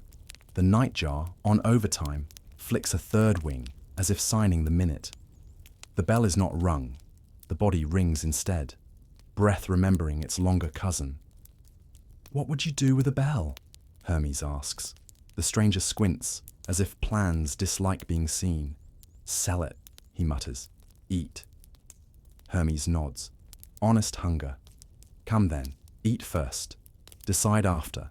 No bargains within 3 cups of bread." Hestia, already in the doorway, lays out yesterday's stew, which tastes better for being certain. They sit. The stranger's jaw chooses chewing over inventing. Dogs lie on his feet, which is often how amnesty begins. When the bowl empties and the third cup is done, Hermes tells the story of the feather's oath, the marsh tassel, the mother's bell. This place is an instrument, he says. It needs players, not thieves. The stranger looks at the bell, now less a prize than a responsibility. I can watch, he offers, surprised by his mouth. Good, Hermes says. Watchers are paid in naps and bread, and the right to ring once per season for a private promise. They tie a thin thread from the bell to the moss pillow, symbolic, absurd, perfect. The stranger yawns, a shy cat finally choosing a lap, and falls asleep seated, hat over eyes. The bell gleams, unstolen, grateful. Stories kept only in throats risk catching in weather. The reed scribe proposes a stele, a standing stone, not to command, to remember. The bellkeeper selects limestone easy to persuade. Pan chooses a site where wind reads softly. Hestia brings coals to blacken grooves so words will stand when sunsets are in a hurry. Children fetch water, elders fetch old phrases. Maya arrives with lavender to tuck between lines like bookmarks. They carve the valley's charter into shade. At the top, a carved feather curves toward a bell. Below, clauses spiral. Nap before bargain. 2 curved rings. Oath by third wing flick. Thyme and lavender as heralds of rest. Dog duty. Mother's bell. Marsh tassel. School of shade for threshing. Tribute measured after the siesta. Travel bell for reed boats. Guest bed for the weary. No punishments. Only practices. Along the base, a simple sentence. We keep each other by letting go. Hermes lays the olive wand along the stone. 2 snakes appear again, curious scholars. They read with their tongues, nod. Snakes approve of spirals, and nap in the carved bell's shadow. The watchers stand straighter, seeing themselves in stone for the first time as something other than trouble. The merchant touches the line about ledgers, softened by rest, and smiles like a man who has met his better self and wants to keep him. When the last groove is soot dark, the nightjar lands on the stele's shoulder and consecrates it with a wing flick. Hestia smudges time smoke in a slow circle, blessing not the stone but the habits it describes. Dionysus, passing by with a vine, tucks one leaf in the bell's carved mouth. Apollo's light finds the feather, and for an instant, the stele looks like a sunrise that chose to become a rule. Evening gathers. The valley reads the stone aloud, not to learn, to hear its own voice in a new room. Hermes steps back, satisfied in a way that feels like finishing bread and finding hunger friendly. The bell curves one note. The law stands, shaded, patient. Seasons enter like actors who know their lines. Still, somebody must prompt them. Hermes spreads a rough cloth on the ground and draws a circle with the olive wand, not to command the year, to remember it. Around the rim, he places small tokens, a tuft of lamb's wool for spring, barley for summer, grape skins for autumn, a smooth stone for winter. The watchers and shepherds gather, dogs lying in the shade like commas, making sense of the scene.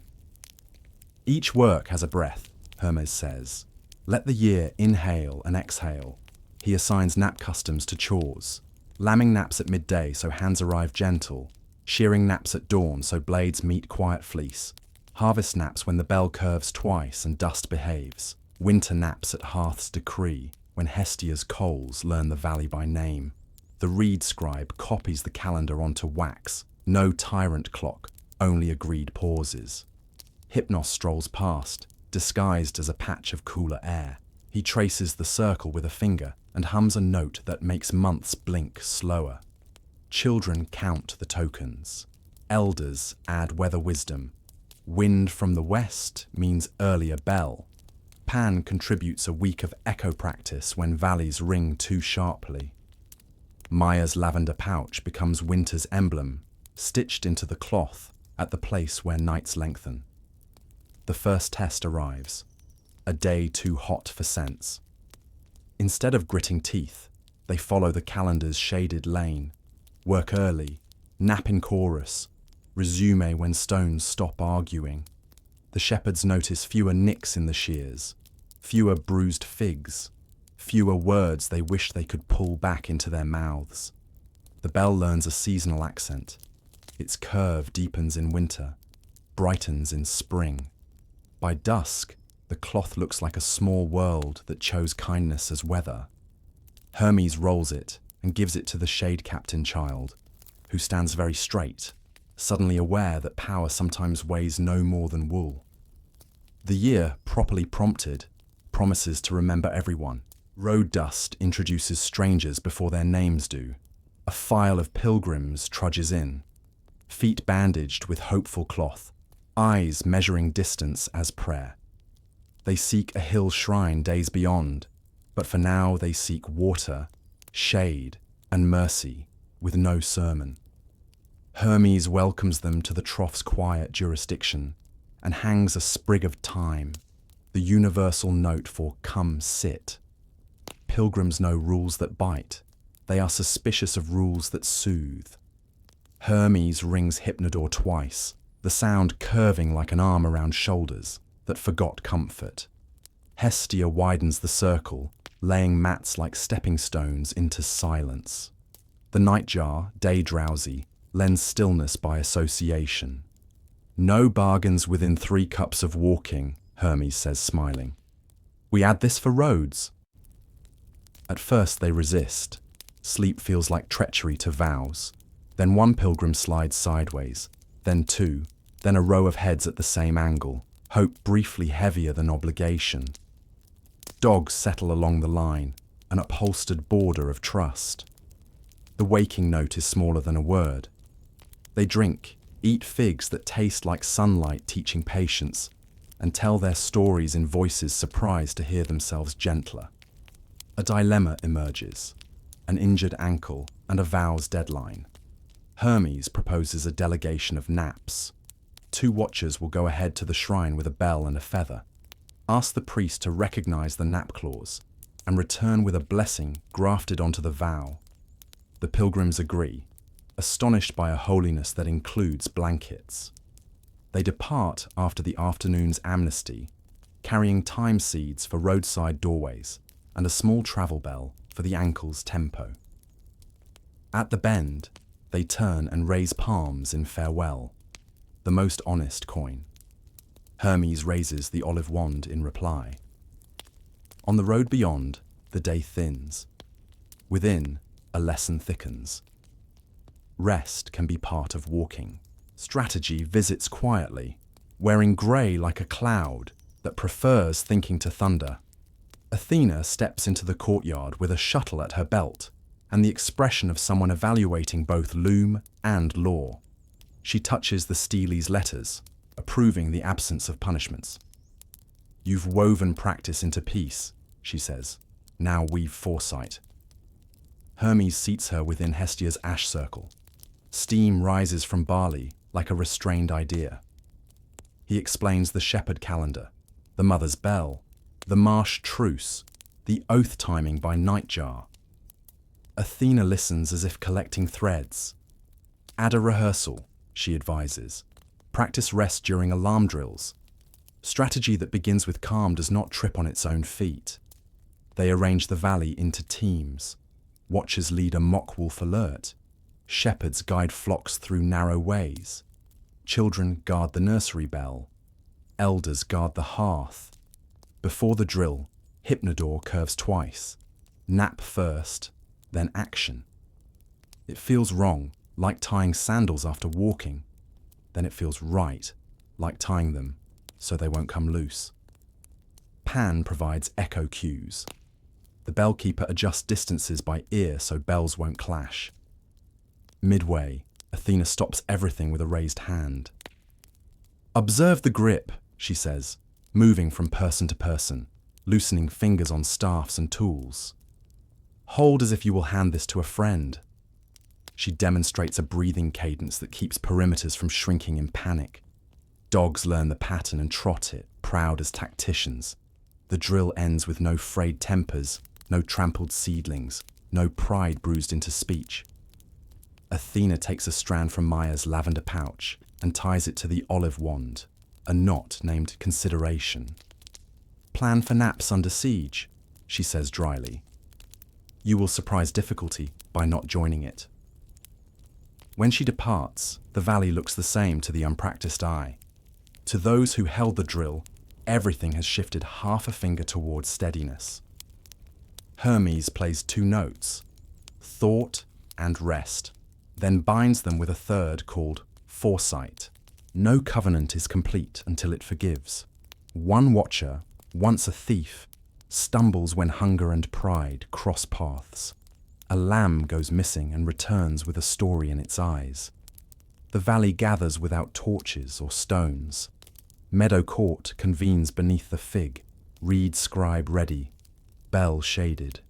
The accused stands with his hands open like empty bowls. Hermes speaks not of guilt, of distance. "How far did you walk away from your own breath?" The watcher swallows. 3 bells, he admits, meaning hours and also heartbeats. "I hid from the feather." His voice is a window left ajar. The lamb's ribbon trembles on its neck, not accusing, simply accurate. Athena's rehearsal bears fruit. The court begins with a nap. 2 curved rings. Everyone lies down for the smallest honest doze. When they wake, tempers feel domesticated. Witnesses speak softly. The watcher's shame oxidizes into something like courage. He confesses the moment. The old thinking that said, "Take now, rest later." The later that never arrived. Sentence is not a wait, but a weaving. 3 nights of watch by the trough without speaking, to learn the valley's breath. A day assisting mothers during nursery hour, to learn gentleness with small needs. A promise to teach 2 children the oath by wing, to hear timing in creatures. The lamb's owner places a hand on his shoulder, the first signature. The reed scribe records the repair, not the rupture. The bell rings 1 curved note.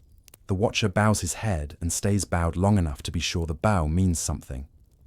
Dogs escort him to his first silent watch, which begins with the nightjar's flick and a breeze that feels like absolution when you finally hold still for it. Later, Hermes sits beside him in unremarkable companionship. "You are still invited," he says. The words land like bread, torn fairly. The valley exhales. Something mended joins the charter's texture. From the city comes a tacksman with clever ink, and the idea that all pleasant things should be converted to bronze.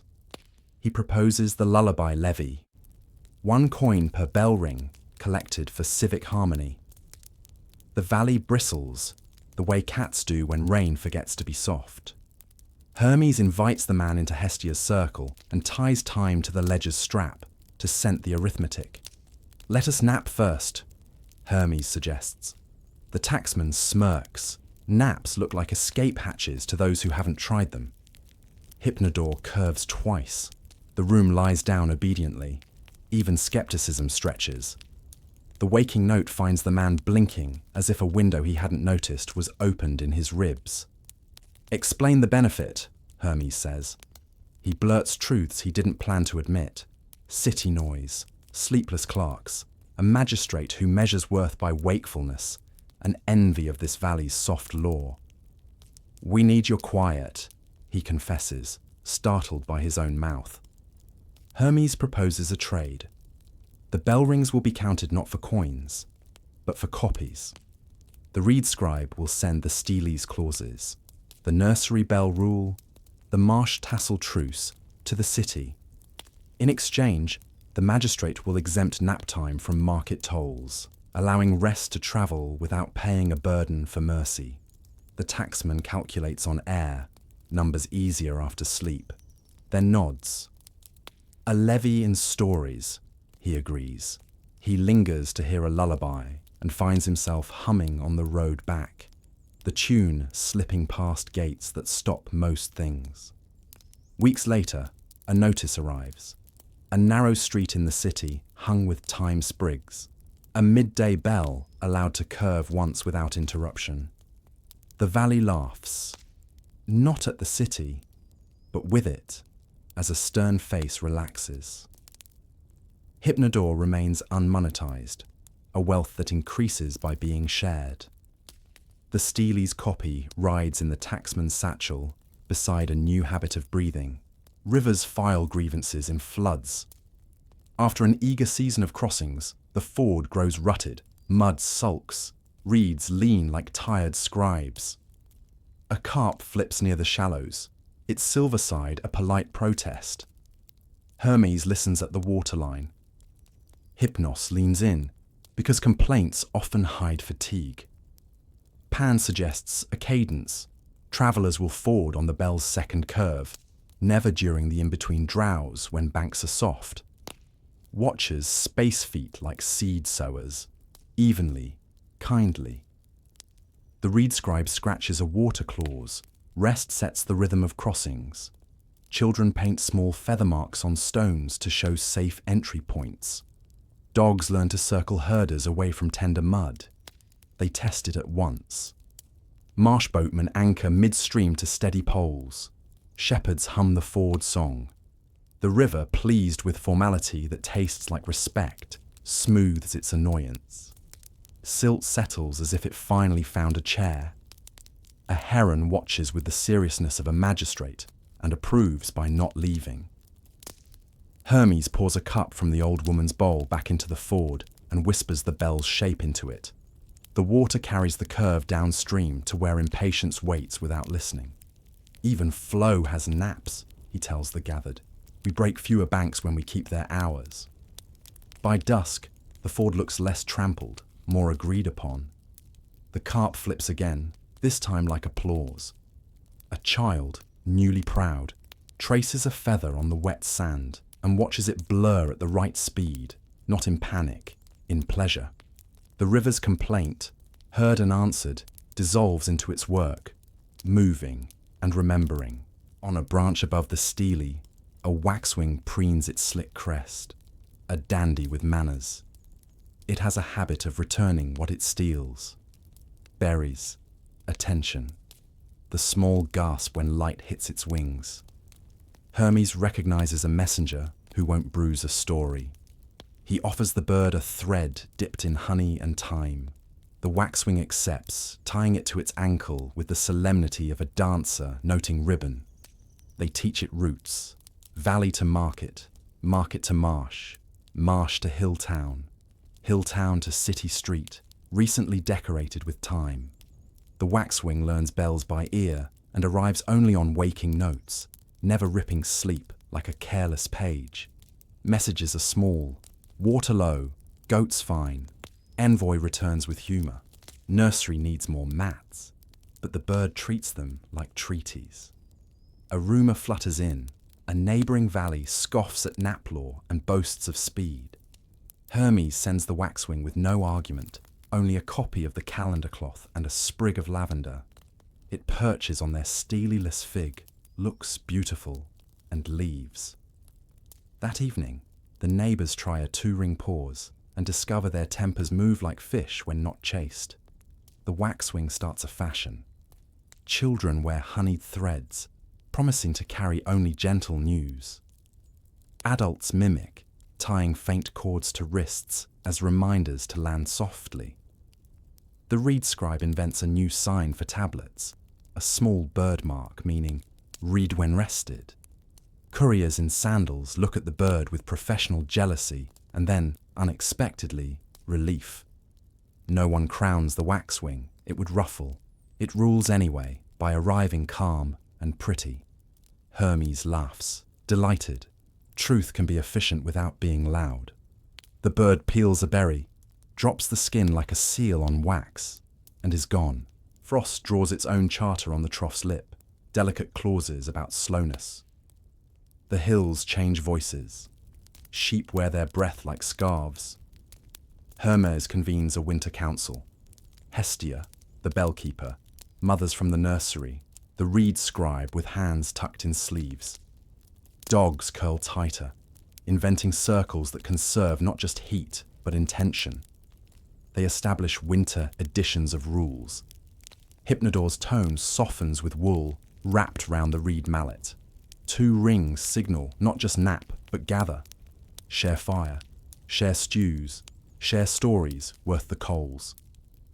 The bell is rung less in courtyards, more in doorways. The stele receives a wreath of dried lavender and barley, not festive, protective. A blanket guild forms, grandmothers leading, teenagers apprenticing, men discovering looms are tools, not borders. Quilts are stitched with symbols, feather for forgiveness, bell for pause, nightjar wing for timing, tassel for travel, olive wand for shared strength. The blankets become portable law. Wherever one is spread, the charter sits down too. During the first snow, a stranger collapses at the boundary. The bell calls 2 curved notes. Hands reach from all directions with blankets folded like arguments that chose to be kind. He wakes by Hestia's coals, seeing symbols he doesn't yet understand, and feeling the meaning anyway. "Where am I?" he whispers. "Where you may rest," Hermes answers, which is also a map. Children patrol for cold corners, paying themselves in stories from anyone they warm. The reed scribe copies winter clauses with breath puffing like small clouds. No work that freezes hands may begin without a partner. Dogs may share beds. Widows can ring the bell thrice for neighbours. Winter's watch is communal and quiet. When Thor arrives, it does not scold, it thanks. The valley learns that blankets are laws sown by many and enforced by warmth. Mountains gather like elders around Delphi, where questions go when they feel important and want to be complicated. Hermes brings a delegation, watchers carrying the stele's words, Hestia's attendant with travel coals, a mother with a nursery bell, a child with the calendar cloth folded precisely. The Pythia receives them without surprise. Gods precede their messengers. They do not ask for prophecies. They offer a law. No one may question the god within 3 cups of waking.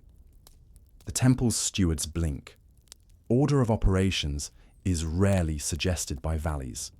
Hermes explains the charter in tones that make marble feel included. The Pythia breathes in the time they brought, breathes out smoke that smells like stories after they have calmed. They test the rhythm. The bell curves twice in the forecourt. Supplicants recline on steps that have carried too much leaning. A scribe marks oaths by the 3rd wing flick of a stone-carved bird. That shadow plays on the wall. The tripod hisses softly. The god enjoys a rest day he didn't know he wanted. Questions, when finally asked, are less like spears, more like cups. Answers arrive not as riddles that bruise, but as riddles that teach. As token, the temple gifts a cord spun from bay leaves. It will be tied to Hypnodor when counsel is requested, meaning ask after resting. A priestess whispers, "Our fiercest petitioners sleep the worst," and the law spreads like quiet fire among pillars. When the delegation returns, the valley is waiting with a stew that tastes like having been missed. Hermes drapes the bay cord on the bell. A nightjar flick, borrowed in spirit, confirms the new alliance. Wisdom agrees to be kind to tired people. Around the winter hearth, the watchers take apprentices, farm boys who once envied quick exits, girls whose eyes miss nothing. Hermes asks the elder watchers to tell a story that doesn't flatter them. They oblige, swapping shame for curriculum. "Once," begins the taller, "we thought hunger only listened to speed. We ran with lambs under our arms and called that clever." They narrate the day of the bell, the moss pillow, the time, the sleep that melted fear's angle. The shorter adds the night with the wolf, how holding still felt like courage wearing new boots. They describe a trial that mended rather than branded, the work with mothers, the drill with Athena, where hands learned to hand over. Pride, they admit, tasted better after naps, like bread not rushed from the oven. The apprentices lean in. A dog puts its chin on a knee with editorial gravitas. Hermes interrupts only to ask questions that open doors. What did your breath do when you first admitted the lamb? Who taught you to wake without grabbing? They answer, discovering truths in their own mouths.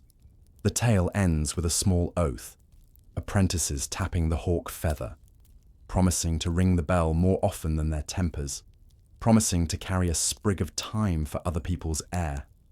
The reed scribe copies their names not under watchers, but under keepers of rest, a promotion that looks modest and feels enormous. Later, when mats are spread and the bell whispers its 2 notes, the apprentices fall asleep, holding the idea that guarding is a kind form of giving back what you once took. The elder watchers smile into the coals, grateful that their worst day became the valley's best lesson. Maps usually chase borders. This one chases blankets. The shade captain child, now lankier, still serious, proposes a sleeping map, noting every ledge that cradles, every fig that keeps secrets, every doorway marked with time that honors naps as law. Hermes approves. Pan grins. Reed scribe fetches a long roll of wax and a patient stylus. They walk and rest, charting with bodies first. Here, a hollow of grass that remembers rain kindly. There, a boulder warmed by afternoon that returns the heat slowly like a good story. The marsh folk contribute reed rafts where one can lie without being eaten by the river's jokes. Pilgrims returning add roadside shrines of shade. Even the wolf's path is marked, not as warning, as exchange point where parley is easier. Symbols bloom, feather for forgiveness, bell for sanctioned pause, bowl for water, dog's paw for safe company, lavender spiral for healing sleep, nightjar wing for reliable timing. The bellkeeper designs small bronze plaques of the symbols for doorways. The guild stitches them into blankets. The map becomes a quilt of places, the valley's soft cartography. When it's unveiled, hung along the stele for all eyes, the valley hums approval. Children trace routes with fingers, planning naps as adventures. Merchants tuck copies into satchels. The city, having tasted time on a narrow street, requests a version. Hermes sends one with instructions for sprig marking every alley that agrees to soften at noon. The first traveller uses it the next day, a widow crossing hills, resting exactly where the map promised safety. She arrives with thanks for a chart that valued bodies need to fold. The valley learns that hospitality can be prearranged, written in symbols sturdy enough for weather and fatigue. To celebrate a year without knives raised in hurry, the valley hosts the festival of blankets. No shouting stalls, no contests of noise, only spreads of colour and a chorus of breaths. Quilts hang from olives like gentle flags. Each square tells a clause. The feather spiral, the bell curve, the bay leaf ribbon, the mother's bell, the reed boat tassel, the nightjar flick. Dionysus visits, amused and approving, and personally waters the watered wine. Hermes opens with a procession that begins lying down. Mats carried, then laid. Pillows bowed to, then used. Hestia's fire is carried from home to home in clay lanterns, a relay of warmth. The bellkeeper rings hypnodore once at every threshold. The note settles like flour in a bowl. Pan's pipes provide a melody that never hurries and never quite ends. At the centre, a blanket oath circle invites anyone to promise something light, to pause before scolding, to share shade as if it were coin, to teach one child the Ford song. Oaths are timed by birdwing naturally. The nightjar serves as master of ceremonies without realizing it. Dogs collect dropped crumbs, which is their sacred role. Toward evening, the blankets are stitched together into a temporary tapestry that crosses the courtyard. Under it, everyone lies down for the great nap, a community choosing to be horizontal at once. The bell does not ring.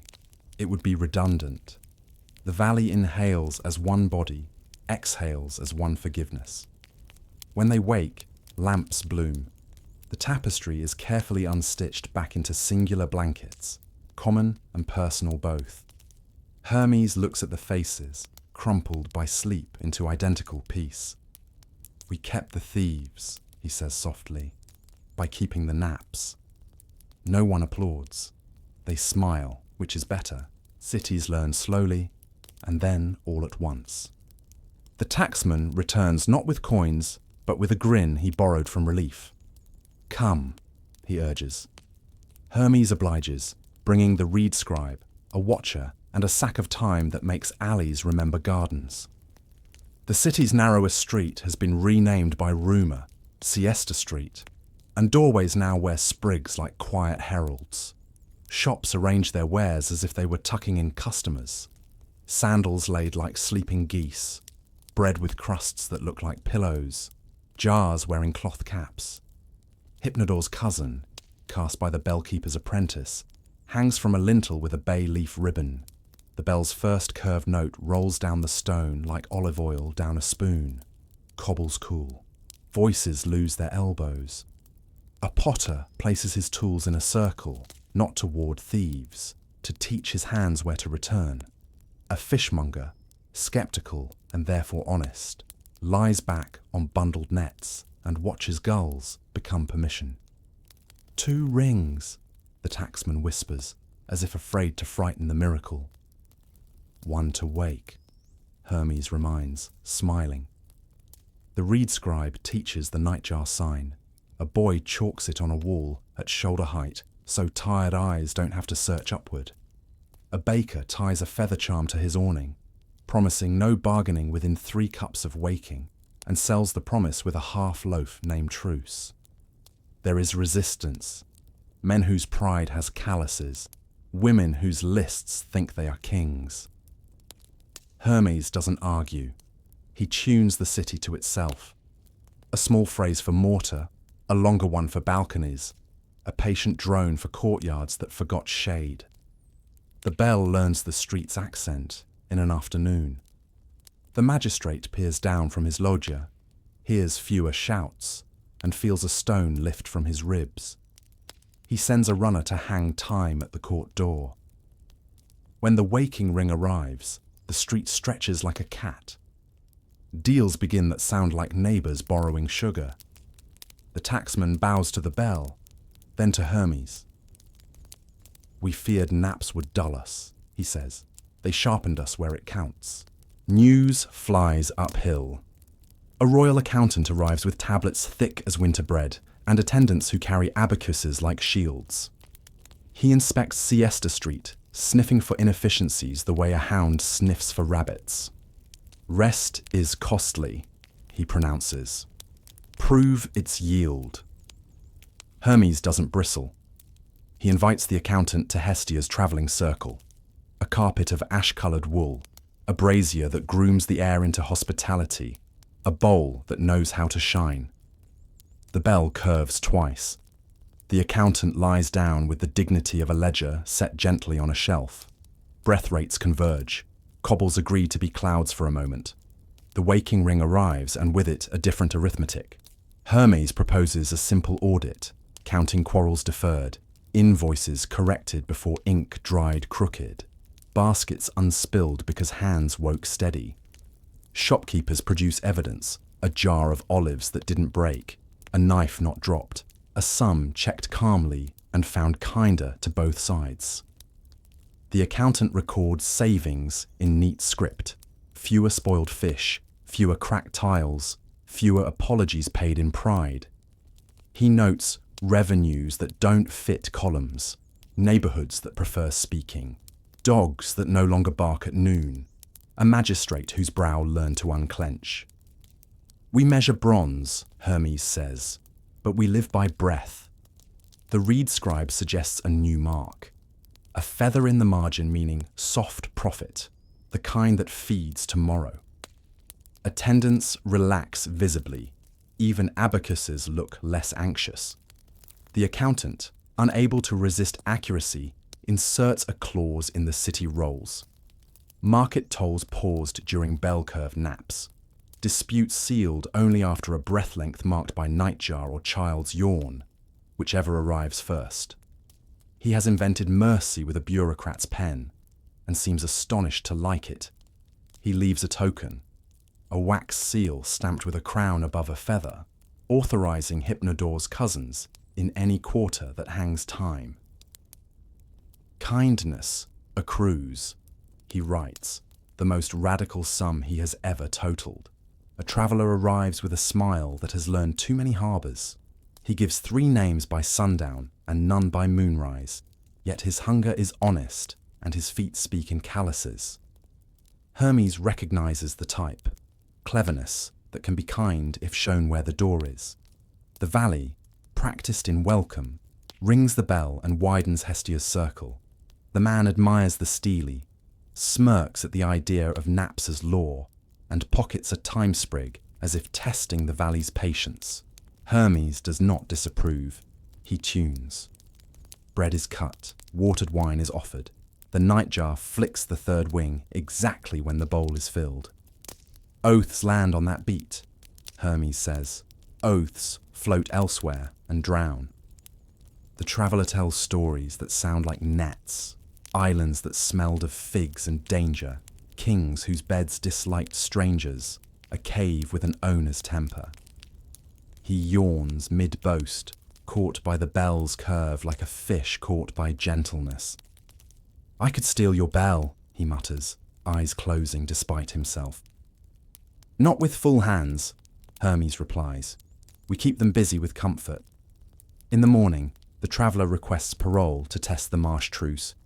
Boatmen watch him as one watches a fox at a henhouse door, alert, amused. He tries every angle. The bell denies every sharpness. The lavender pouch forgives angles that persist. By dusk, he returns with fish and apology. Your law is a net woven of naps, he admits. It caught me without bruising. Hermes offers a light oath. Bring stories without theft. Take time seeds to hard doorways. Return if he learns a new way to make pride yawn. The man taps the feather, surprised to feel something tug elsewhere in his ribcage where anchors used to be. He leaves on good terms with a 4th name, Friend, tied to his ankle like a bird's ribbon. The bellkeeper's apprentice has shoulders like patient anvils and eyes that measure echoes. With a cart of small hypnodors and a purse of lamgut strings, he sets out along the sleeping map to seed markets where noise thinks it is king. Hermes walks the first mile, hands in sleeves, humming a tune for cobbles to memorize and return. At a hill market, the apprentice hangs a bell from a fig's low arm and demonstrates the strike that curves rather than cuts. Merchants scoff, then snore. He sells no bells that day. He sells the absence of quarrels and leaves with orders written in smiles. At a river quay, he meets boatmen who think time is water's boss. He convinces them that curved notes teach docks to breathe. A fisherman buys a bell for the temper of my nets. He learns to tune bells to place, deeper for stone courts, lighter for reed porches, a bay cord pitch for shrines, a lavender pitch for nurseries. He barters bronze for raisins, strings for oil, instruction for shade. The reed scribe's bird sign follows him, read when rested, chalked on walls by children who can't read at all but know the picture of kindness. In a town where pride wears polished sandals, a magistrate tests him. Strike it in anger. The apprentice refuses. It only knows curves, he says. Hermes, unseen, grins. The magistrate tries a straight blow. The bell sulks into tin. He tries the reed-wrapped mallet. The note waves like wheat, and the courtyard exhales. Hire him, someone whispers, meaning the bell. He returns after a circuit of moons, with a map of places that learned the curve, and a bag of tokens, tassels, cords, tiny carved feathers, each a receipt in the currency Hermes prefers. The valley greets him like a cousin who went to the city and brought back manners the village can use. One morning, the hawk feather above the trough is simply not there. No scandal announces itself. Only a small vacancy that makes the air tilt. The valley does not panic, but it leans toward worry. Children check pockets. Dogs inventory thresholds. The reed scribe pats tablets as if feathers like to hide between clauses. Hermes lifts a hand. We will find it by breath, he says. He rings Hypnodore twice, and the search becomes a nap, not to waste time, to refuse the kind of haste that scatters clues. On the waking note, he splits the valley into quiet teams. Elders to recall where oaths landed yesterday. Mothers to check mats. Watchers to walk paths where pride might have needed a prop. They find a trail of lavender. Maya's pouch was tied to the feather. Wishful threads caught on thorn. Then a child's shoe print. Then a robin feather mistakenly tucked by a well-meaning hand. Near the stele, buried under a coil of rope, lies the hawk feather, unbent, as if it had taken its own nap from duty. The child who hid it weeps the useful tears of someone whose plan outran their wisdom. I wanted to see if promises worked without it, she confesses. They do, Hermes says, smiling, but symbols rest our memory. No scolding follows, a lesson does. They add a clause to the charter. Tokens may pause, the law continues. The child is charged with polishing the feather each week and telling visitors its story, so mischief grows into stewardship.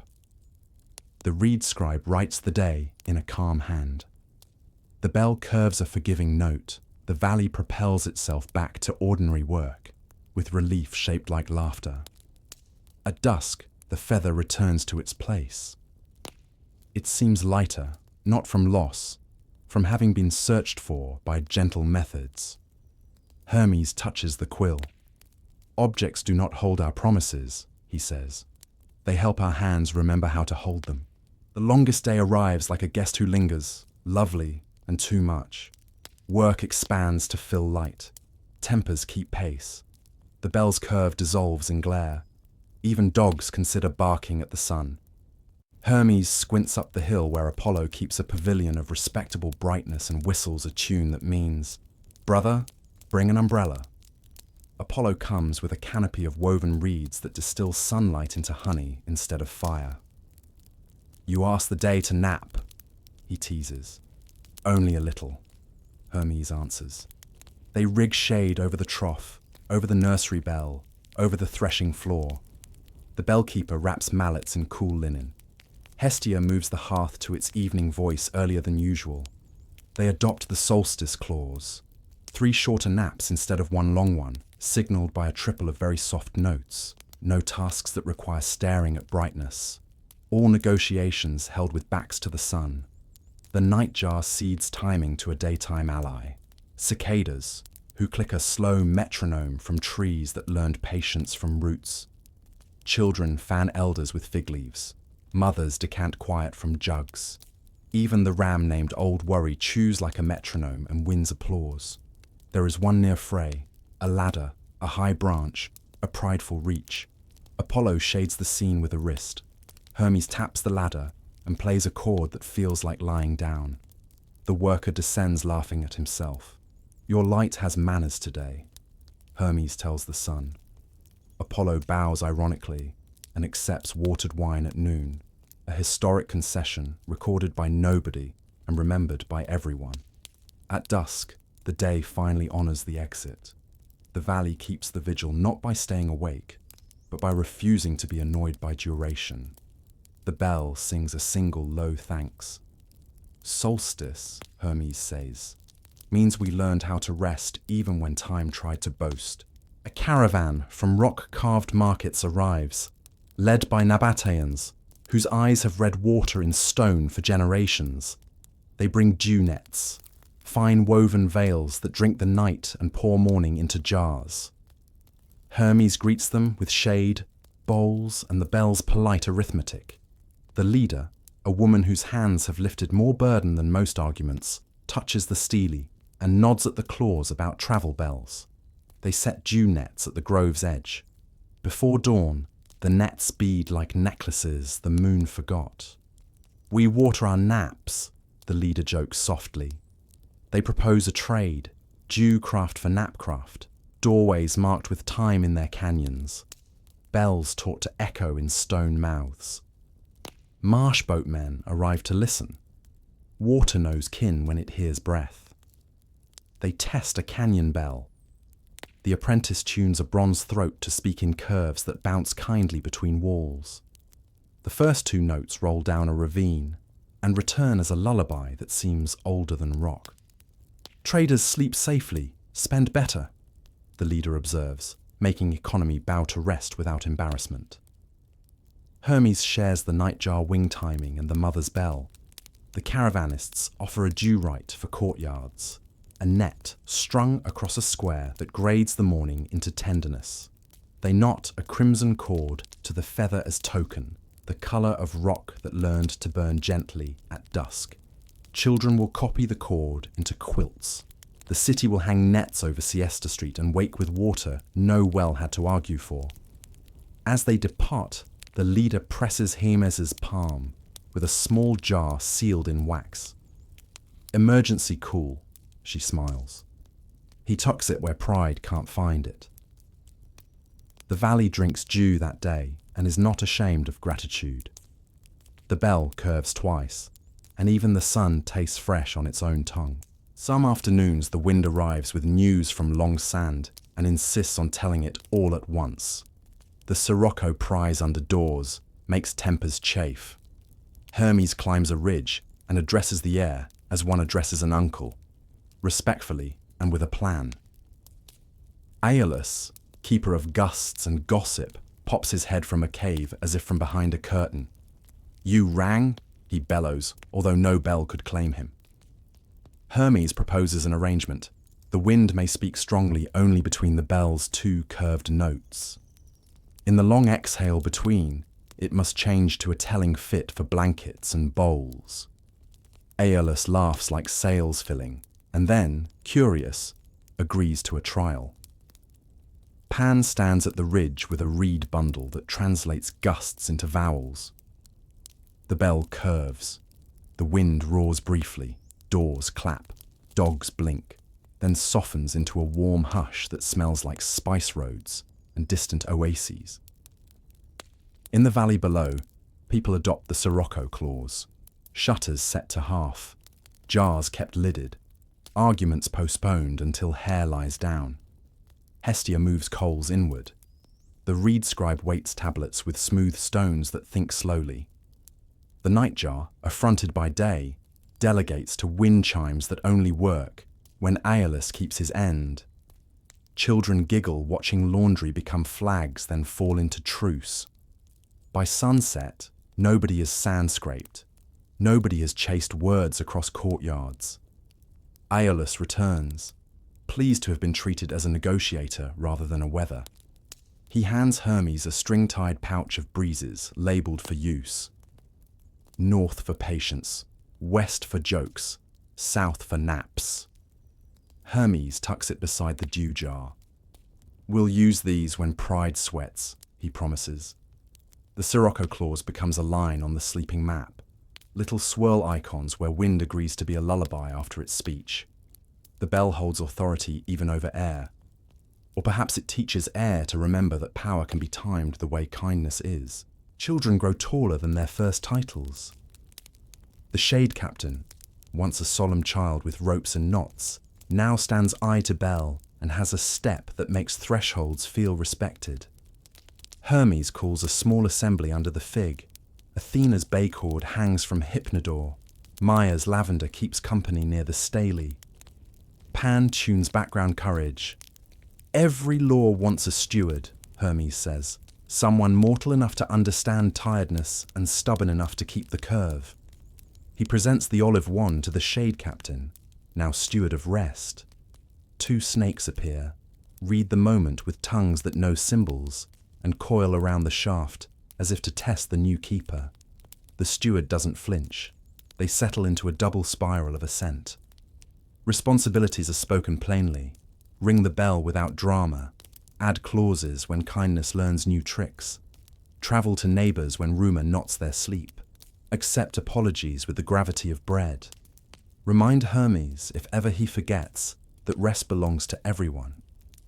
The reed scribe copies the vows. The nightjar flicks as if stamping with a tiny wing. The steward demonstrates by solving a small thing. A baker and a shepherd both claim the same patch of shade. He rings once to ask for breath, arranges mats like a tessellation, moves the hypnodore a hand's width, and makes room enough. Applause is quiet and thorough. Dogs decide he smells like authority that shares crumbs. Hermes feels pride, which can be dangerous, and lets it nap. He ties the crimson cord from the Nabateans to the wand, adds the bay knot, the marsh tassel, the waxwing thread, a travelling memory of all who taught the valley. You will need these, he says. The steward shoulders the light burden as if it were a cloak sewn of mornings. That night, Hermes sits apart and listens to the bell rung by a hand, not his. It sounds right. Gods leave when they're not required. The decision begins here, gentle as dew. From ridge country come men and women with legs like paths and reputations like weather. Changeable, dramatic, rarely unjust. They have taken lambs before and left apologies seldom. The steward meets them halfway up the scree with the olive wand, the bell portable, the moss pillow tucked underarm like a promise. Hermes hangs back, invisible on purpose. Highland chiefs value boldness. The steward offers the opposite, predictability. Routes, he says. Blanket stations every ridge length marked by feather plaques. Bells tuned for slopes. Dew nets at saddles. Shared watch with valley keepers. In return, no raids, only escorted exchanges. Wool for salt, goats for barley. The chiefs squint, then squat, a posture that means thinking when no chairs volunteer. They test a bell on a cliff. The curved note steps down the slope and back up without stumbling. They lie on blankets under sky that makes humility fashionable. A nightjar, far from home, times their oath by the wobble of a hawk. Nature improvises. They knot a striped cord, mountain colours, onto the wand. This is our signature, a woman says. We'll ring at passes before we talk. In practice, the parley changes trails. Where a lamb once vanished, a trade now waits under a feather plaque. Songs replace shouts at dusk. Dogs learn new routes. Children hear stories about old raids as cautionary bedtime tales, not as ambitions. Marsh boatmen meet Highlanders at a river bend and discover that salt and reeds have marriages the poets should have noticed earlier. Hermes watches pride try to be offended and then decide to rest. He slips a string of wind from Aeolus's pouch over the pass. It cools knees and warms patience. Good, he murmurs. Difficulties did not need drama to become history. Trade learns songs faster than armies learn maps. Sogdian friends return with saddlebags that smell of distance, silk like first light, spices like stories that don't need words.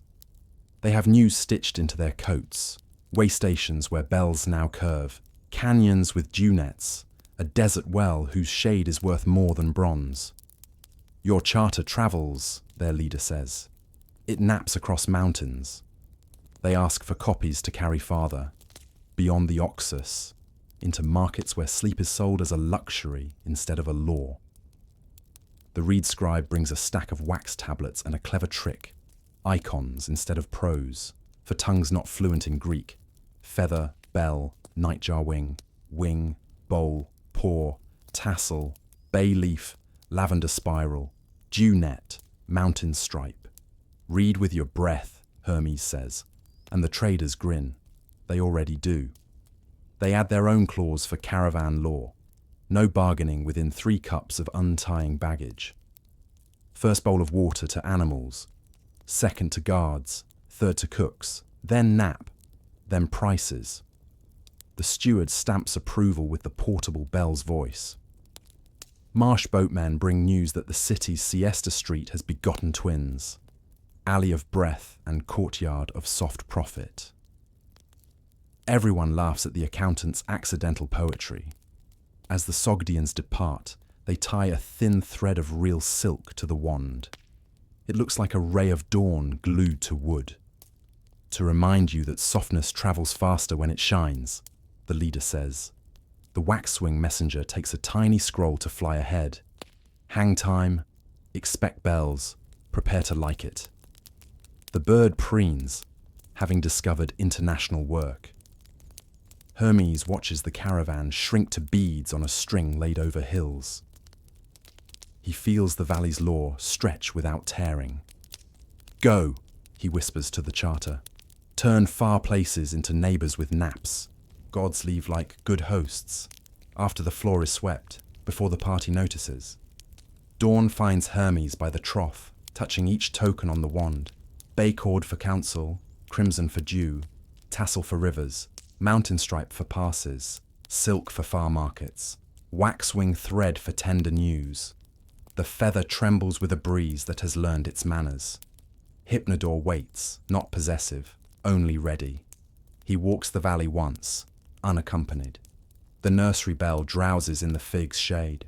A mother waves with a hand that has finally learned to rest palm up. The marsh travel bell answers a heron with a note that says, safe to cross. The steely holds its cool grammar. The sleeping map flutters as children trace tomorrow's naps. The steward rings twice in the courtyard, and the curve is right. Open, permissive, accurate as a nightjar's throat. Maya meets him at the path with bread and lavender. You taught them to sleep together, she says, eyes proud and practical. He shrugs, which for Hermes is the bow of someone avoiding applause. They taught me to stay long enough to make it stick. Pan appears from the reeds, plays a farewell that sounds like footfalls remembering home. Hestia opens her circle for one more cup. Apollo sends a square of shade for the road like a travelling benediction. Athena nods from a cloud, which is her version of standing and clapping. Hermes taps the feather, then the stone, then the bell. You may, he tells the valley, the most generous permission he knows.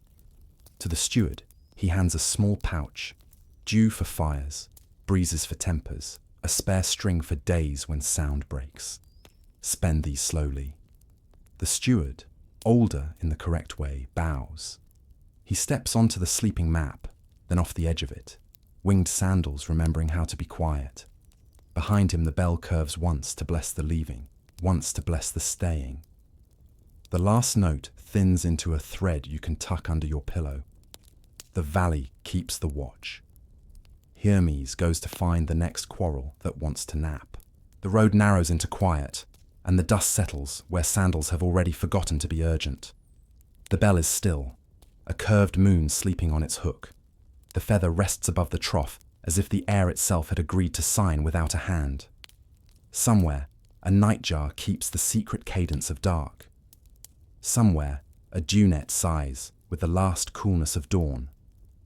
Somewhere a blanket keeps the shape of a shoulder it has learned by heart. Breathe as the valley taught you. In with thyme and barley, out with the leftover angles of the day. Let the steely's letters blur into shade, not lost, only softened, like stones under water that you can still name by touch. Picture the sleeping map pinned to the fig trunk, little symbols of forgiveness and bread and water and dogs, the kinds of landmarks that do not move in storms. Let your thoughts make a slow procession past them. Feather plaque, bronze bell, bay cord, tassel, mountain stripe, silk thread, each a doorway saying the same gentle thing. You may rest here. No trumpets call, no gates demand passwords, only roofs breathing, only bowls drying by lamplight, only sandals paired neatly like thoughts that chose to be companions instead of arguments. The road beyond the hills is very far away tonight. Even Hermes' winged sandals seem to walk softer, as if persuaded by the valley's manners. Should worry arrive with its busy hands, offer it a mat, pour it a cup, and ask it to wait for the waking ring. It will grow drowsy, as all sharp things do when treated with patience. Let the last images fade, the bells curve thin to a line, the feathers vain dissolving into air, the fig's shade folding itself like a quilt. Your breath is a small law now, steady and kind. Close your eyes. The watch is kept by gentle things. You may sleep.